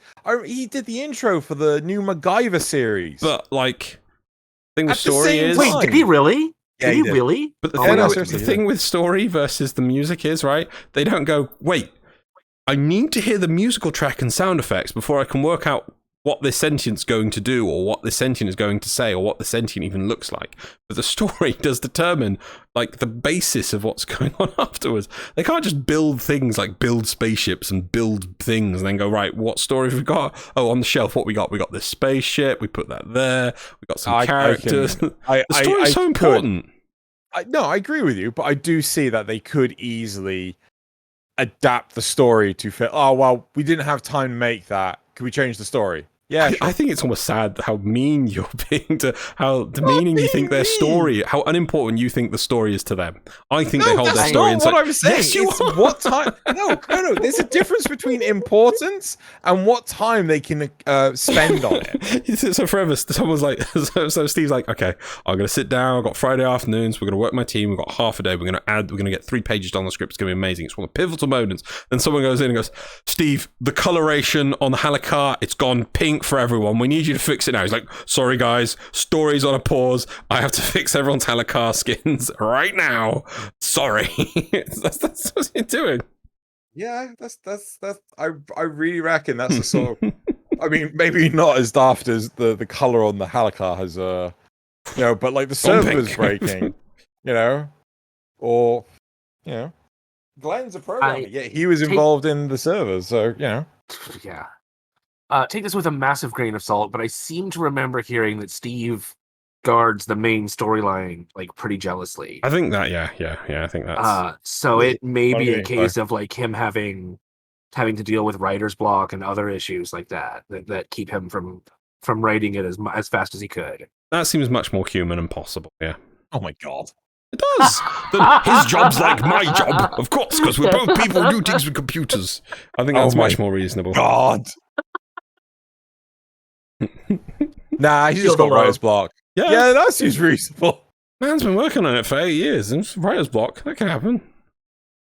He also rewrote the graphics, the lighting engine. I think he sees that as good time. See, this is the way I think he sees it as a person. He enjoys that stuff, so he gets distracted by that. Yeah. What's the video come out with now? Oh, I want to play with that ray shading. That sounds cool. Steve, you got to write this plot. No. I got it. What is it? Well, I've got it wrong, haven't I? Ray tracing. Ray tracing. It's like, no. I can't. I don't need to write it now. Look. NVIDIA's released this ray tracing thing.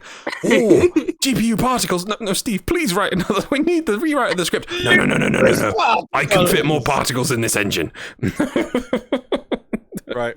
So yeah, if that's true, then he should probably just hand it off to somebody at this point. But he does such a good job when he gets to, he gets there. When he gets to it, yeah. When he gets to it. Good job. Such a good job. Okay. Regardless, I don't think I feel like we're way off in the weeds here. Oh, we well are. The boat is stuck. Well, but no, it's still, we're talking about, like, were we happy with it? Metaphor. Don't read into it. No, right? no. Yeah, no. Were we happy with what we saw? I wanted more Warframe. That's what I think. I agree. I was looking for more. That is the one element meat that was missing.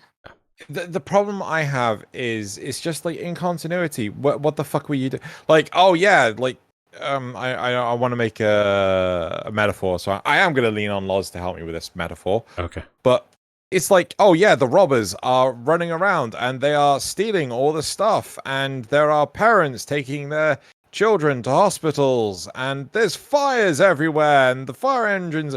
Like, what the fuck are the police doing? Yeah. Where the fuck are the police?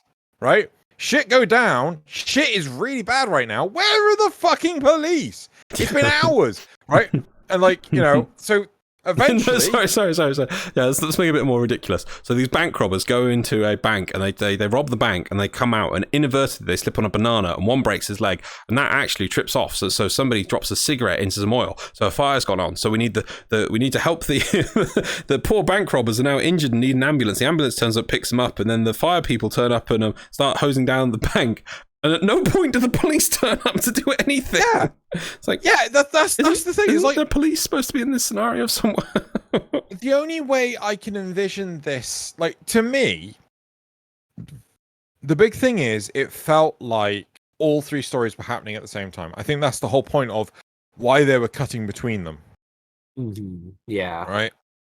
But was it supposed to indicate that there was a solar system wide attack? I felt that. Yeah, I thought that was kind of the right, everything happening at once kind of feel. So is that the reason why, there are supposed to be so few Tenno compared to the Grineer and the Corpus? Is that the reason why the Tenno didn't turn up until they on Cetus until they actually do? Don't forget the Rhino. Does. Yeah. There must have been some Tenno there. The Rhino could just be turned off because of the Chondrix or the Orphix. Could be. Right? I mean, I was waiting for the Rhino to get up and go like, where's my fucking Chondrix gone? Oh, I've got 3 revives left. It's like if the Rhino felt really new enemy weird. type not only disarms you but steals your weapon and starts using it.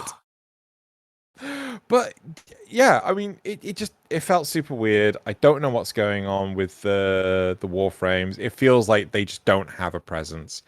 And leading on from Deimos as well, where it was like Necromex, and then the Christmas event where it was like Necromex Plus. It's like, right, the new war. Hey, let's play a Grineer on Corpus. How attention. Yeah, you want some mowers? Okay. I am excited to see where it goes, but I can understand that it. Yeah, the what are the Tenno doing is definitely going to be the big question until it comes out.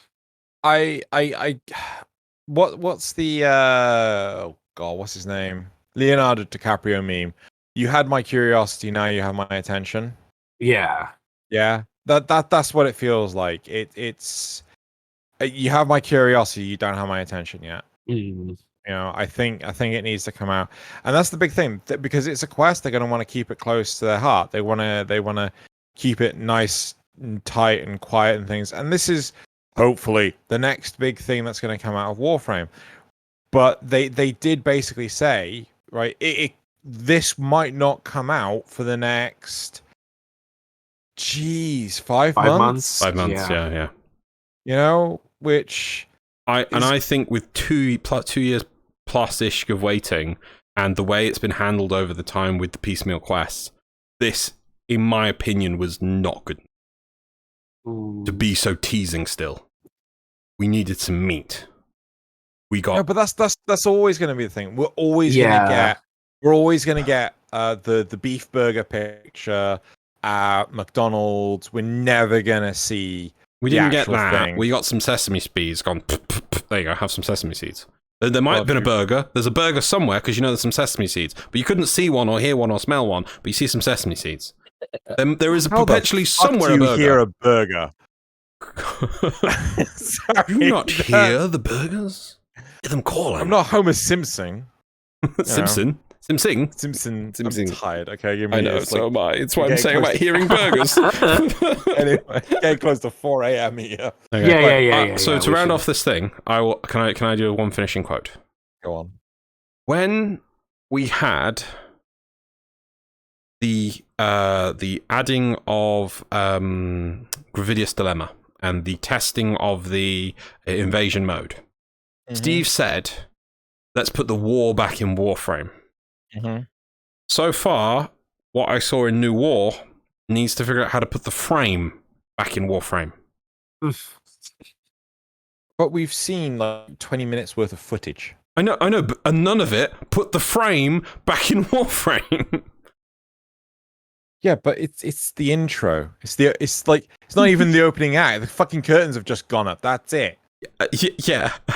But for 2 years of wait, with being mismanaged with silly, pointless breadcrumb quests of silliness, with other elements that have shown that warframes are now going to be corrupted by and absorbed into sentience, with the potential at the end there that it's showing that Lotus is going to be stuck on the throne to be used to control the warframes, possibly to attack Tenno. I do not think they started. I do not think they started working on this quest in terms of production until this year, right? In earnest, in complete earnest, I don't think they did, because they couldn't use the mocap studio, and from the implications that they were making out during, oh god, it was either one of the earlier parts of TennoCon or it was Tenno Live itself.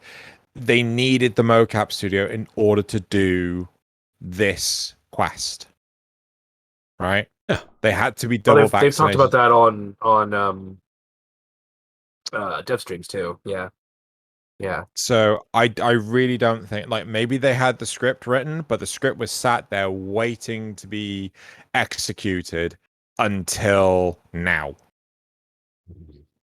That's what I think.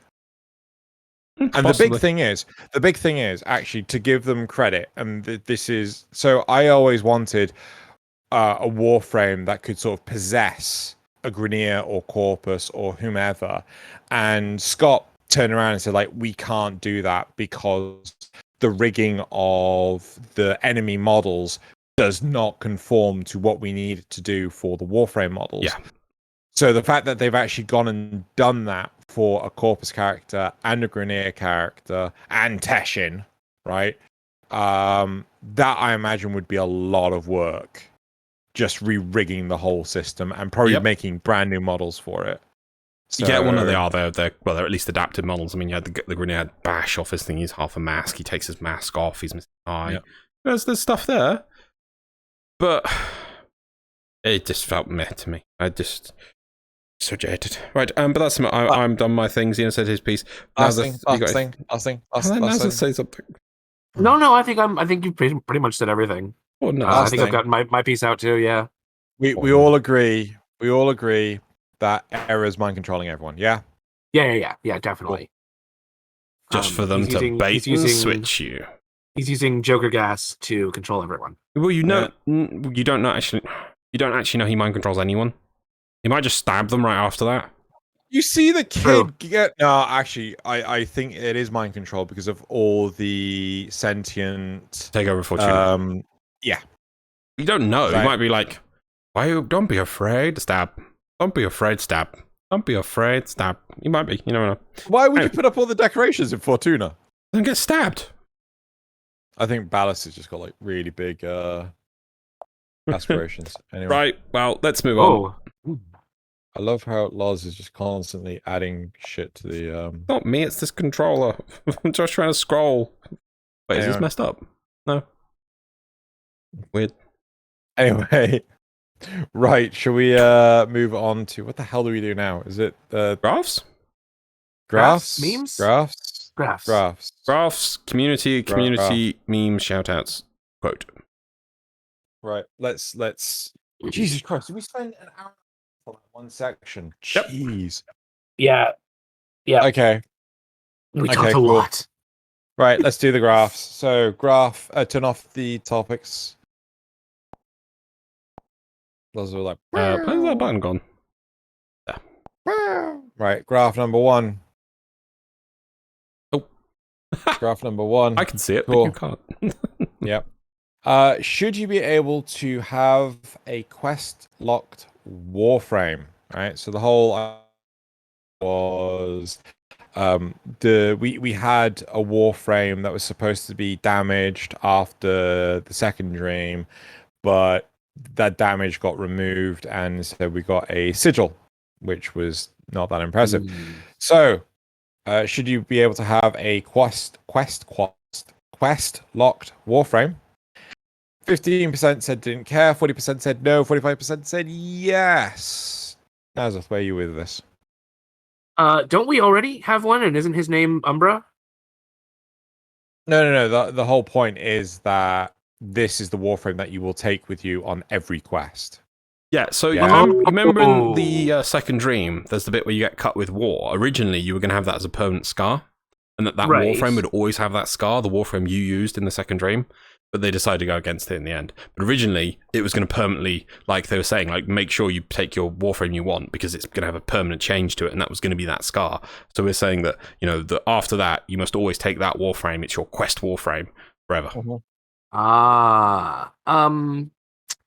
No, I don't really like that. I mean, I get it, but I would rather just take what I want. Fine. Loz? I like the idea, and I would like to see quest effects on Warframe. Like, I would love to see that scar. Yeah, Even if it would definitely butcher that. my Excalibur Yeah. Prime, I would take it with pride that it had the scar. Like, this is this one I've got with my scar. But other people might not. But, so yeah. I think it'd be cool, but I can see why they didn't. Okay, next one. That's Graph 2? That's not graph 2. I'm pushing graph 2. Reset. Graph 2. Pause. Ooh. And pause. Right. Okay, so we found out the graphs are in the wrong order. So the next graph is, should we crash a Corpus ship into Deimos to make new necromechs? So this is giving Father the resources required to make a fleet of brand spanking new necromechs, as opposed to let's continue to use the old clunkers. 15% said no, 20% said don't care, and 65% said yes, which is clearly the correct answer. Does that add up? That 15% is crazy. More Yeah, max. More max. Just more just- max. Just no. Just Oh, I don't crash care about ships the into max. I just Deimos. want to. Yeah, exactly. Right. Then if Crash you the ship do- to Deimos. If you do number 4, right? Would you like to see a Helminth Juggernaut? Right. 35% said yes, and 55% said not until. Wait, there feels like an answer. There's a number missing there. Why is there a number missing? No one voted for it? 10%'s missing. Wait. I don't know. Wait, hold on. No.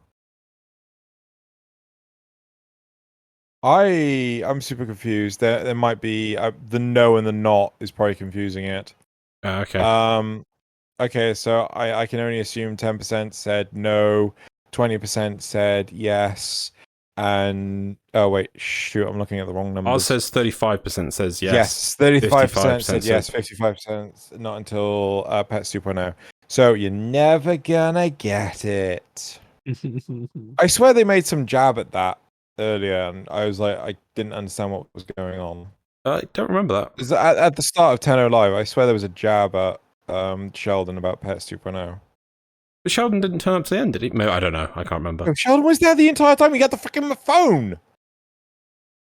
He was like, "Look at me, I'm Sheldon. I have the phone." Oh, I'm you playing meant the Wolfram end on of my that bit. phone." Okay. No, I don't remember that. Oh, at the 10 Live bit? No, I don't remember that. Oh.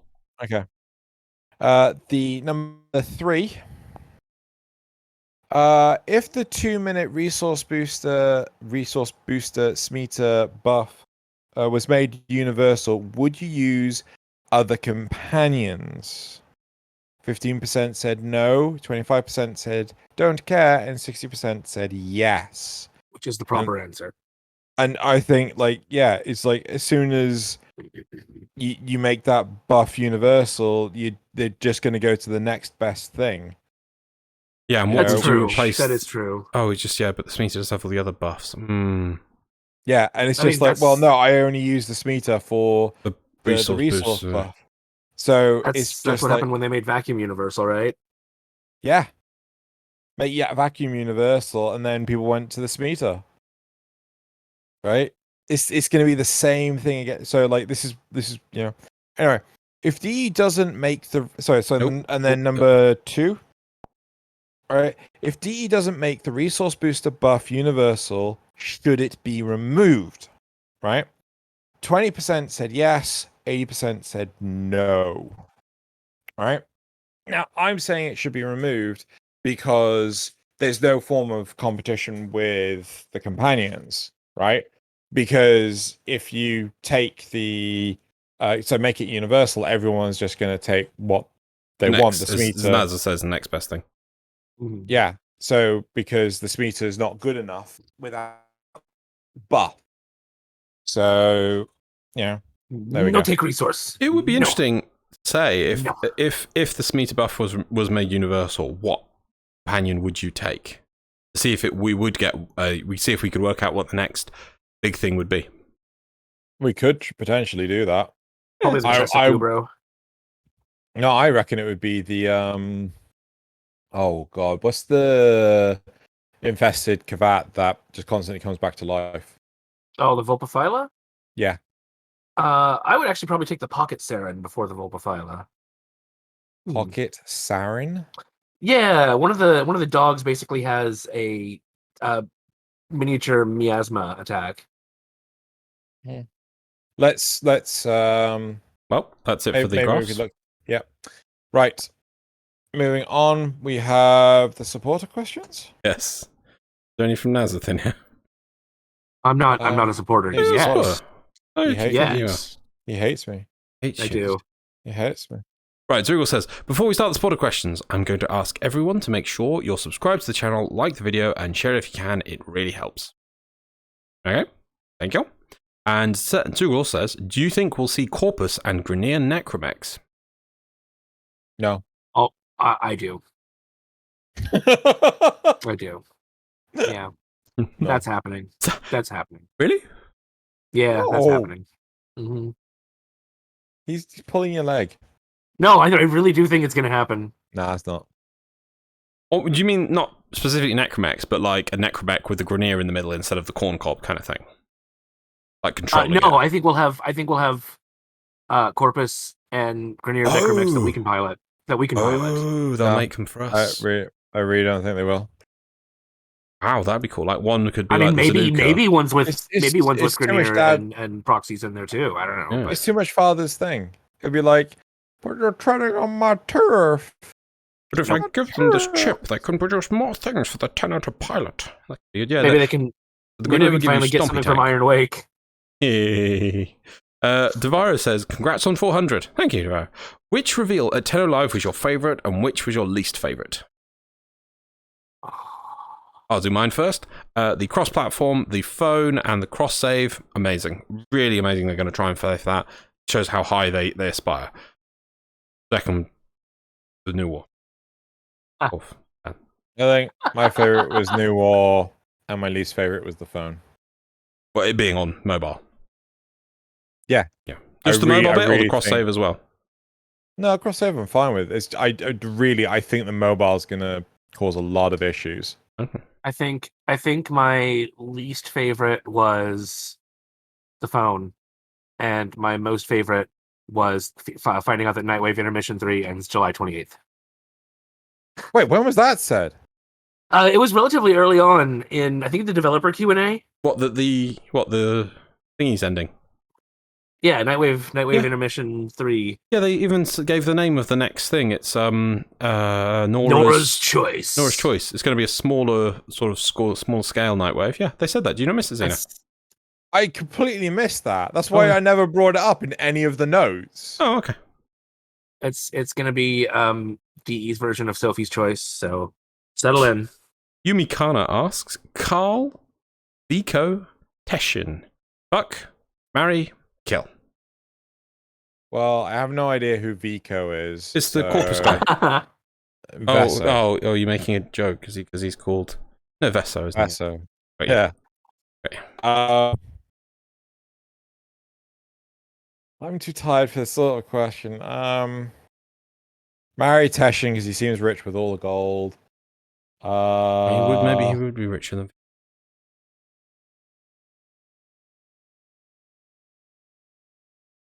The end. Moving on.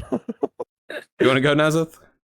Marry Teshin because he'll treat you right. Fuck Kahl because he's got stamina, and kill Viso because he's a scamming little corpus. You know, I think you're right. I mean, Kahl's not going to live long anyway because he's a clone, and he's not going to live much longer anyway because he's not got much body parts left. So, yeah. I mean, if you take the robotics off as well, there's not much left to him anyway, so, yeah.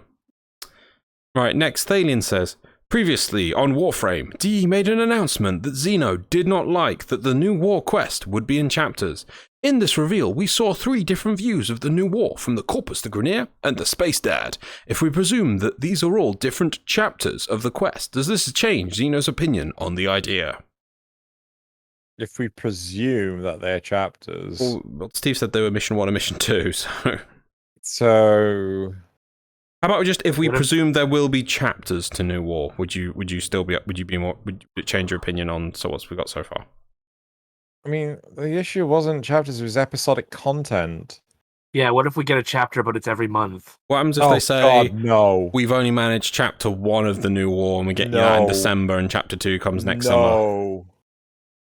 Just give me the fucking thing complete or don't give it to me at all. Right. There is the rage, people. There is the rage. Stvev! With that. new war demo reveal and playing as other faction PvP based on this could happen in game mission like invasions in Dark Souls, that imposing players would take control of legendary unit like Kahl 175 and with target to kill Tenno or Conclave. Also, how close are we for double Nakana holding melee? Spev out. So, okay, so we saw that we had the ability to play as Grineer and Corpus.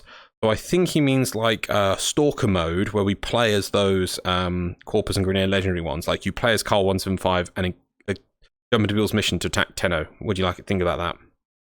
Wouldn't happen. Okay, what about Conclave also with the... Wouldn't happen, no. With Grineer versus Corpus, like my idea? Yeah, I really don't think it's going to happen. Oh, okay. Double Nakana holding melee. No. Nasuth, what do you think? I'd love it if those things happened.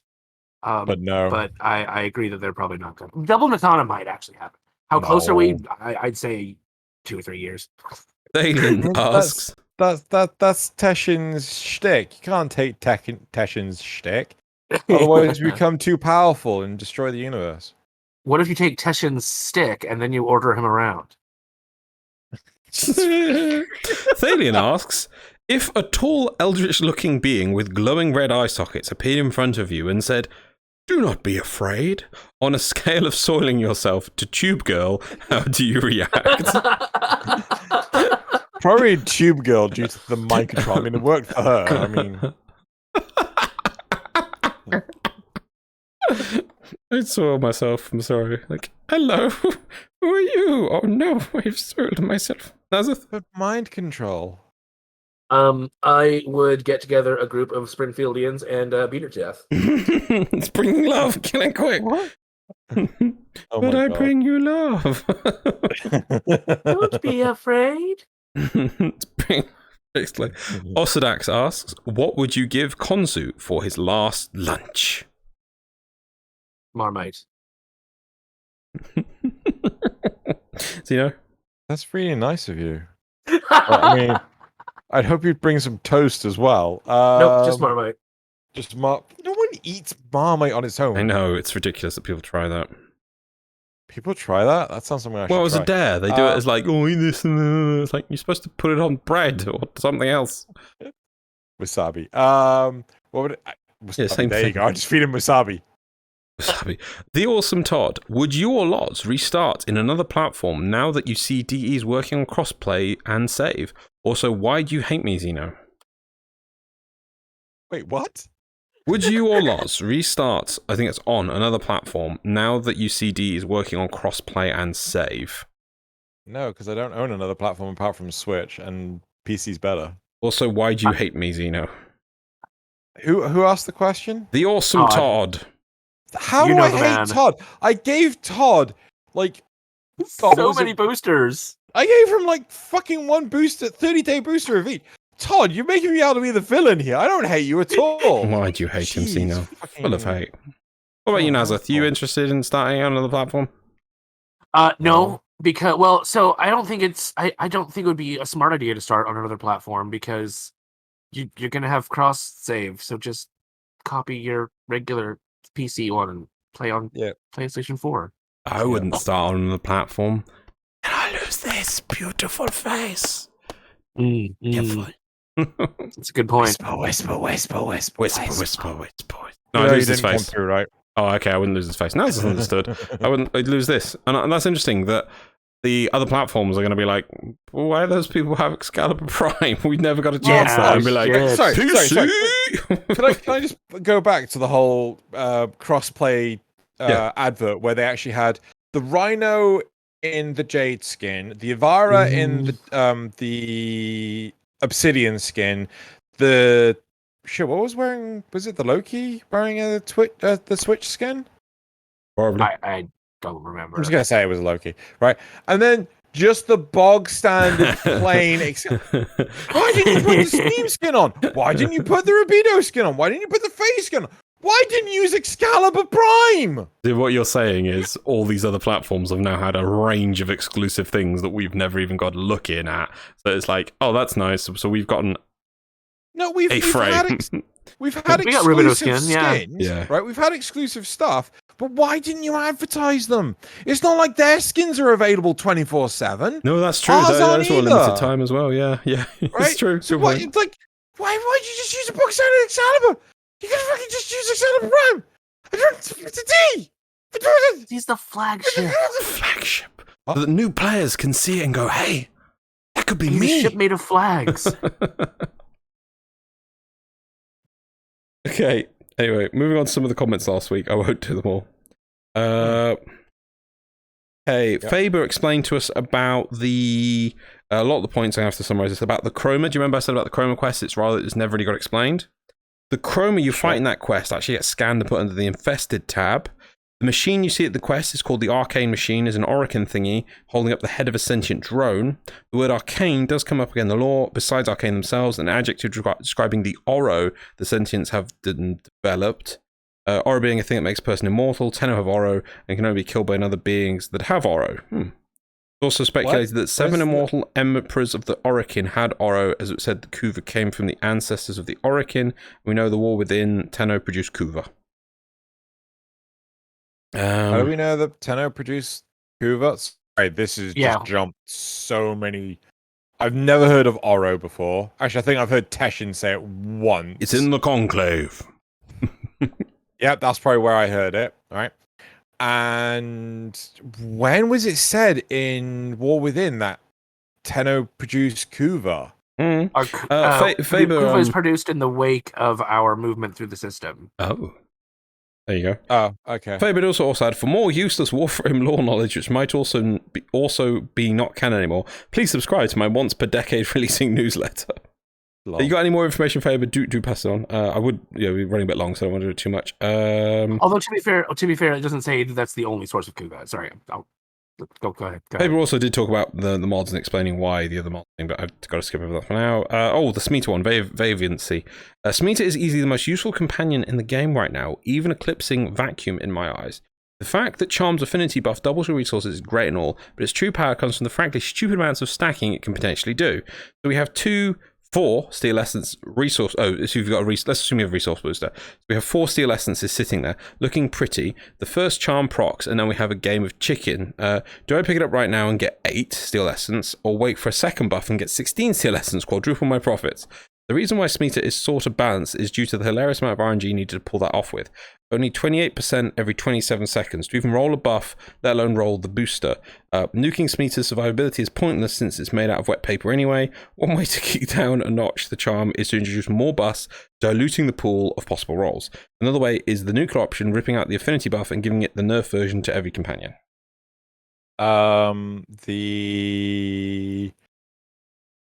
You could just reduce the chance of it actually appearing, so it's not an even split. But I swear DE removed the whole Smeeta increasing steelies.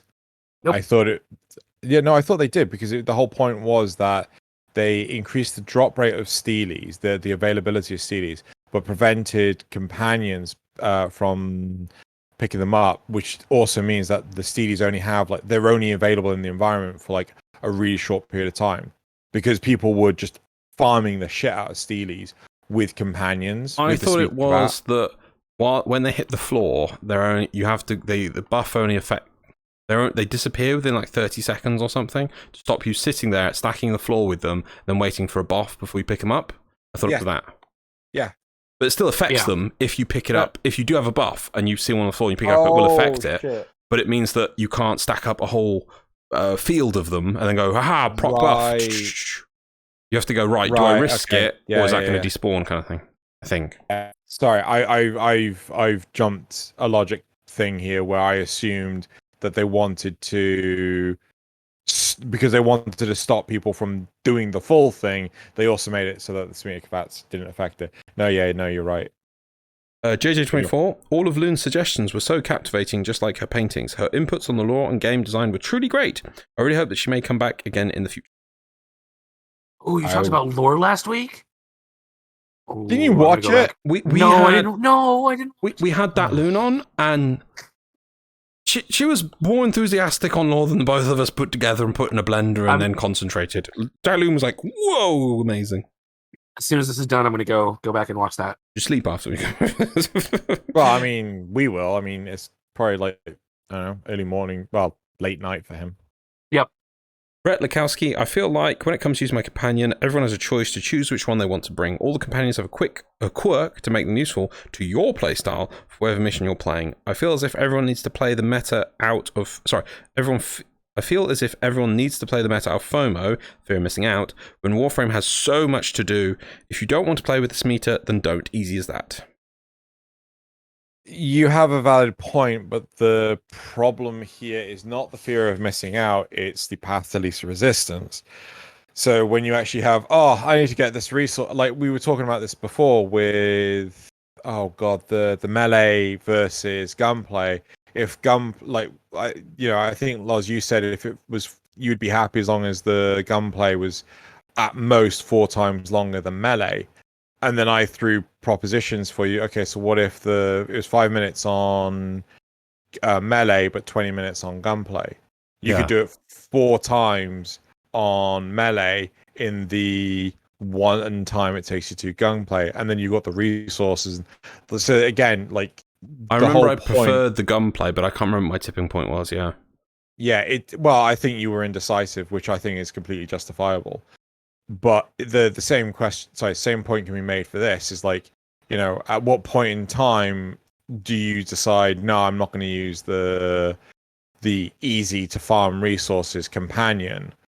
Does that frequency of buff need to happen once? So is it a 5% chance to appear? Is it a 10% chance? Where do you draw the line? And for everyone else, it is just random, so... Fair. Drew asks, for the poll questions, for the Smeeta question, I'd like to complain that there is no I don't normally use Smeeta answer, but I answered yes because I'd still not use the Smeeta because Jin is my favorite. That was the, would you use the, that still works though. Okay.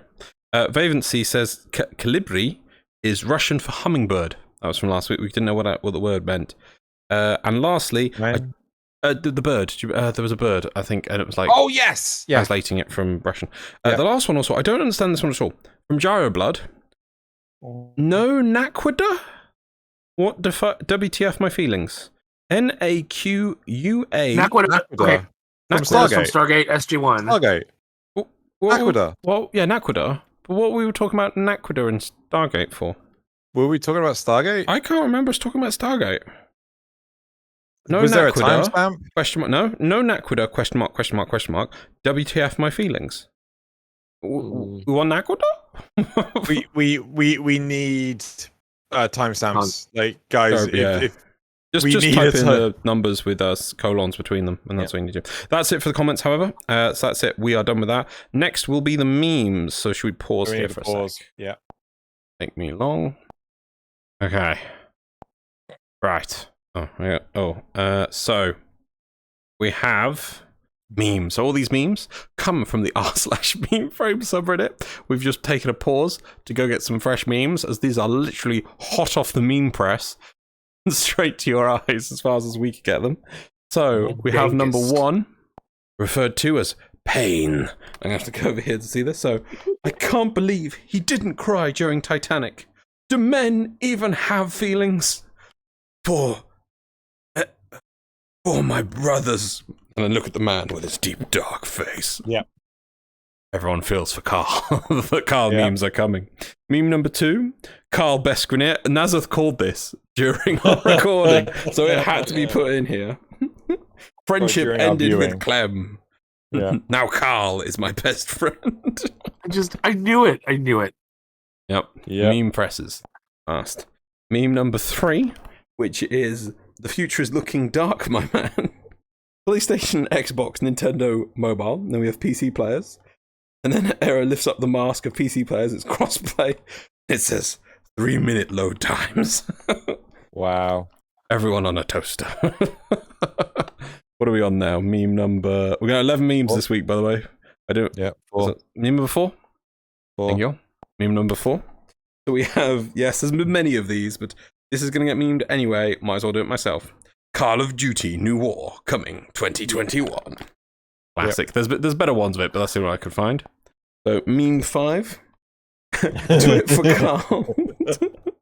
I've only had Kahl for a day and a half, but if anything would happen to him, I would kill everyone in this room and then myself. I think it's a dog she's holding. I think it's supposed to be a dog, yeah. Yeah. My boy Kahl be like, Kahl, what if food is bomb? Oh, yes, I saw this next one too. Oh, it's amazing. When you're infesting. Yeah. Brilliant. Meme number 8. I can see that nerfing coming to Kahl's Grikata. Kahl's Grikata kills everything. My 10 former Grikata with 5k Plat Riven runs out of ammo after 2 shots. So true. Yep. Meme number 9. For my brother. Someone who's already made the Kahl in Prime. Yep. Meme number 10. That really tickles me. Oh my god. We have the distancing moments, which is the guy standing in the corner at the party meme with poor Pablo, who's not even in the actual stream. Dear me. There was another one with a happy smiley Pablo. Is that meme number? Now meme number? That meme number 10. 11. And lastly, meme number 11. I thought I'd round it off with how the stream ended. TennoCon 2021 ending be like, how it feels to end TennoCon. I do not understand this meme, but it is powerful. Yep. Right, that is it for the memes. So now we move on to the community shoutouts. Yep. I don't have up. 23.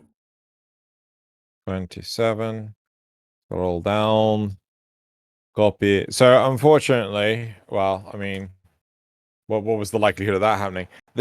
There is no TennoCon fan art because literally we recorded this 2 hours after it ended. So Nidus Frike. But yeah, so though the meme presses be hot, the artists need a bit of time to get the excellent work that they do out. So next week, I'm sure will be full.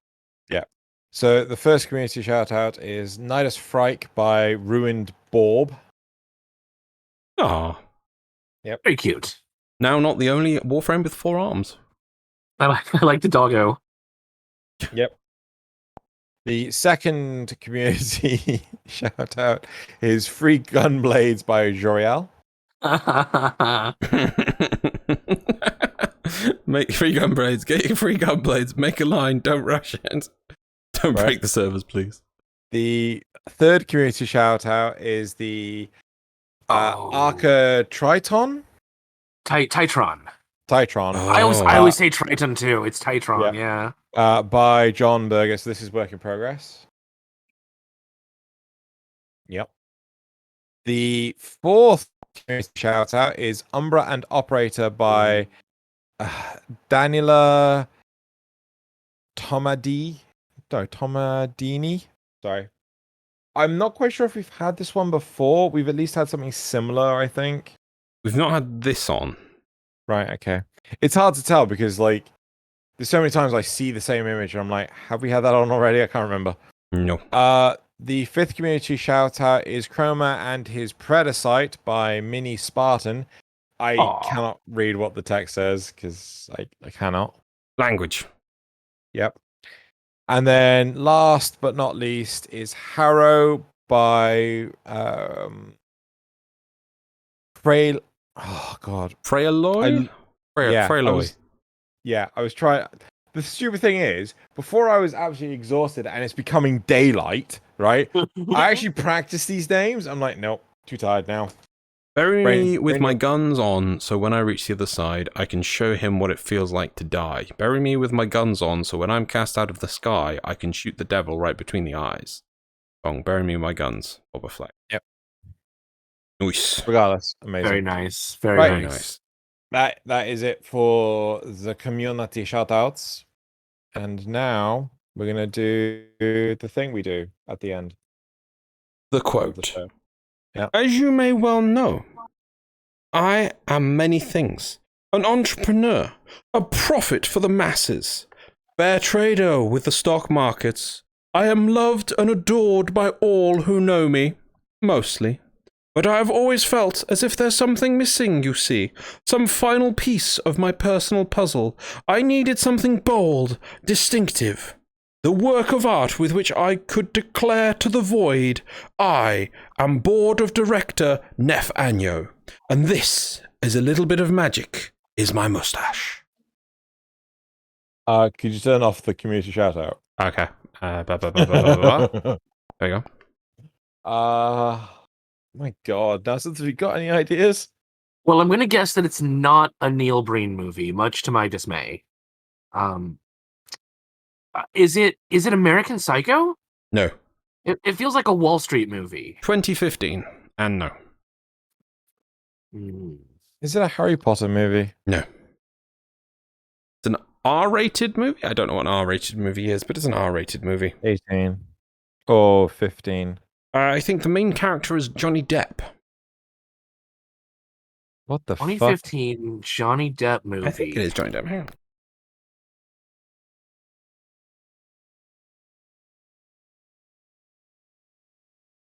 Is Johnny Depp even making movies up? Roll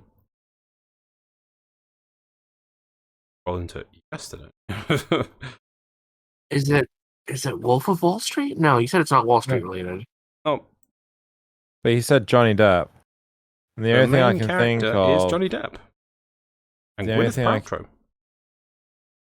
Johnny Depp and Gwyneth Paltrow. Oh. You want it again? Shoot. I'm almost sure I haven't seen it, but it's like right on the tip of my tongue. Describe it. No, one Nasuth to describe. No. Gosh, I wouldn't. I just like I have a vague recollection of hearing the name because wasn't he involved in like some controversy right around then too? Probably. I thought he like at one point in time he was like, I will not work with this actress again because she bullied me or something. Yeah. No. That was That was Amber Heard. That was the Fantastic Beasts. Oh, was it? Yeah. Because he got replaced with, I want to say Mads Mikkelsen. I don't know. They've never made another film of it without him. So Johnny Depp and Johnny Depp and do you want it again? vaguely recognize it. In all honesty, I'm too tired to guess this. Yeah, I don't even have a clue. Mordecai. What? Mordecai. He plays an art gallery person who's actually a spy or something. Take it back. Never even heard of it. It was a movie which Nasuth recommended to Xeno, and Xeno said, "Yeah, I'll give that a go," and then never did. So then Nasuth gave it. I think Zrugel. I've mixed. I'm so tired. Sorry, Nasuth. I meant Zrugel. Okay. My brain is frazzled utterly because it's like me and Zrugel are the same person, though. We know. Yes, I know this to be true. It's also not almost 5 in the morning. Sorry, Zrugel. Zrugel sent it to Xeno, and then Xeno said, "I'll do it," and then never did, and so then Zrugel sent it to me. I'm so frazzled. When did Zrugel send that to me? And did Zrugel send it to you? 11/19 November last year. And you said, "Of course I remember, and I'm totally down to give this a go." And then you sent him a smiley. Aww. 11th of November. 19th of November 2020. I don't remember this, but to be fair, I don't remember anything. He sent me a print screen. You don't remember your own name at this point. Oh, pretty much. I'm so tired. Why do we do this? Why am I so stupid? Well, because I have to get it uploaded after this. Oh God, that was why. Yep. And we had to wait for Nasuth because Nasuth doesn't wake up until Yeah, that's why. Nasuth, it's your fault. Yeah. It's your fault. Mm-hmm. Like, totally Nasuth's fault. Set it off. Hit it off. I wonder if anyone wondered where my. I need to hit the outro button. Outro. Yeah, that's what I meant. Yeah. Oh no, my picture's still up there.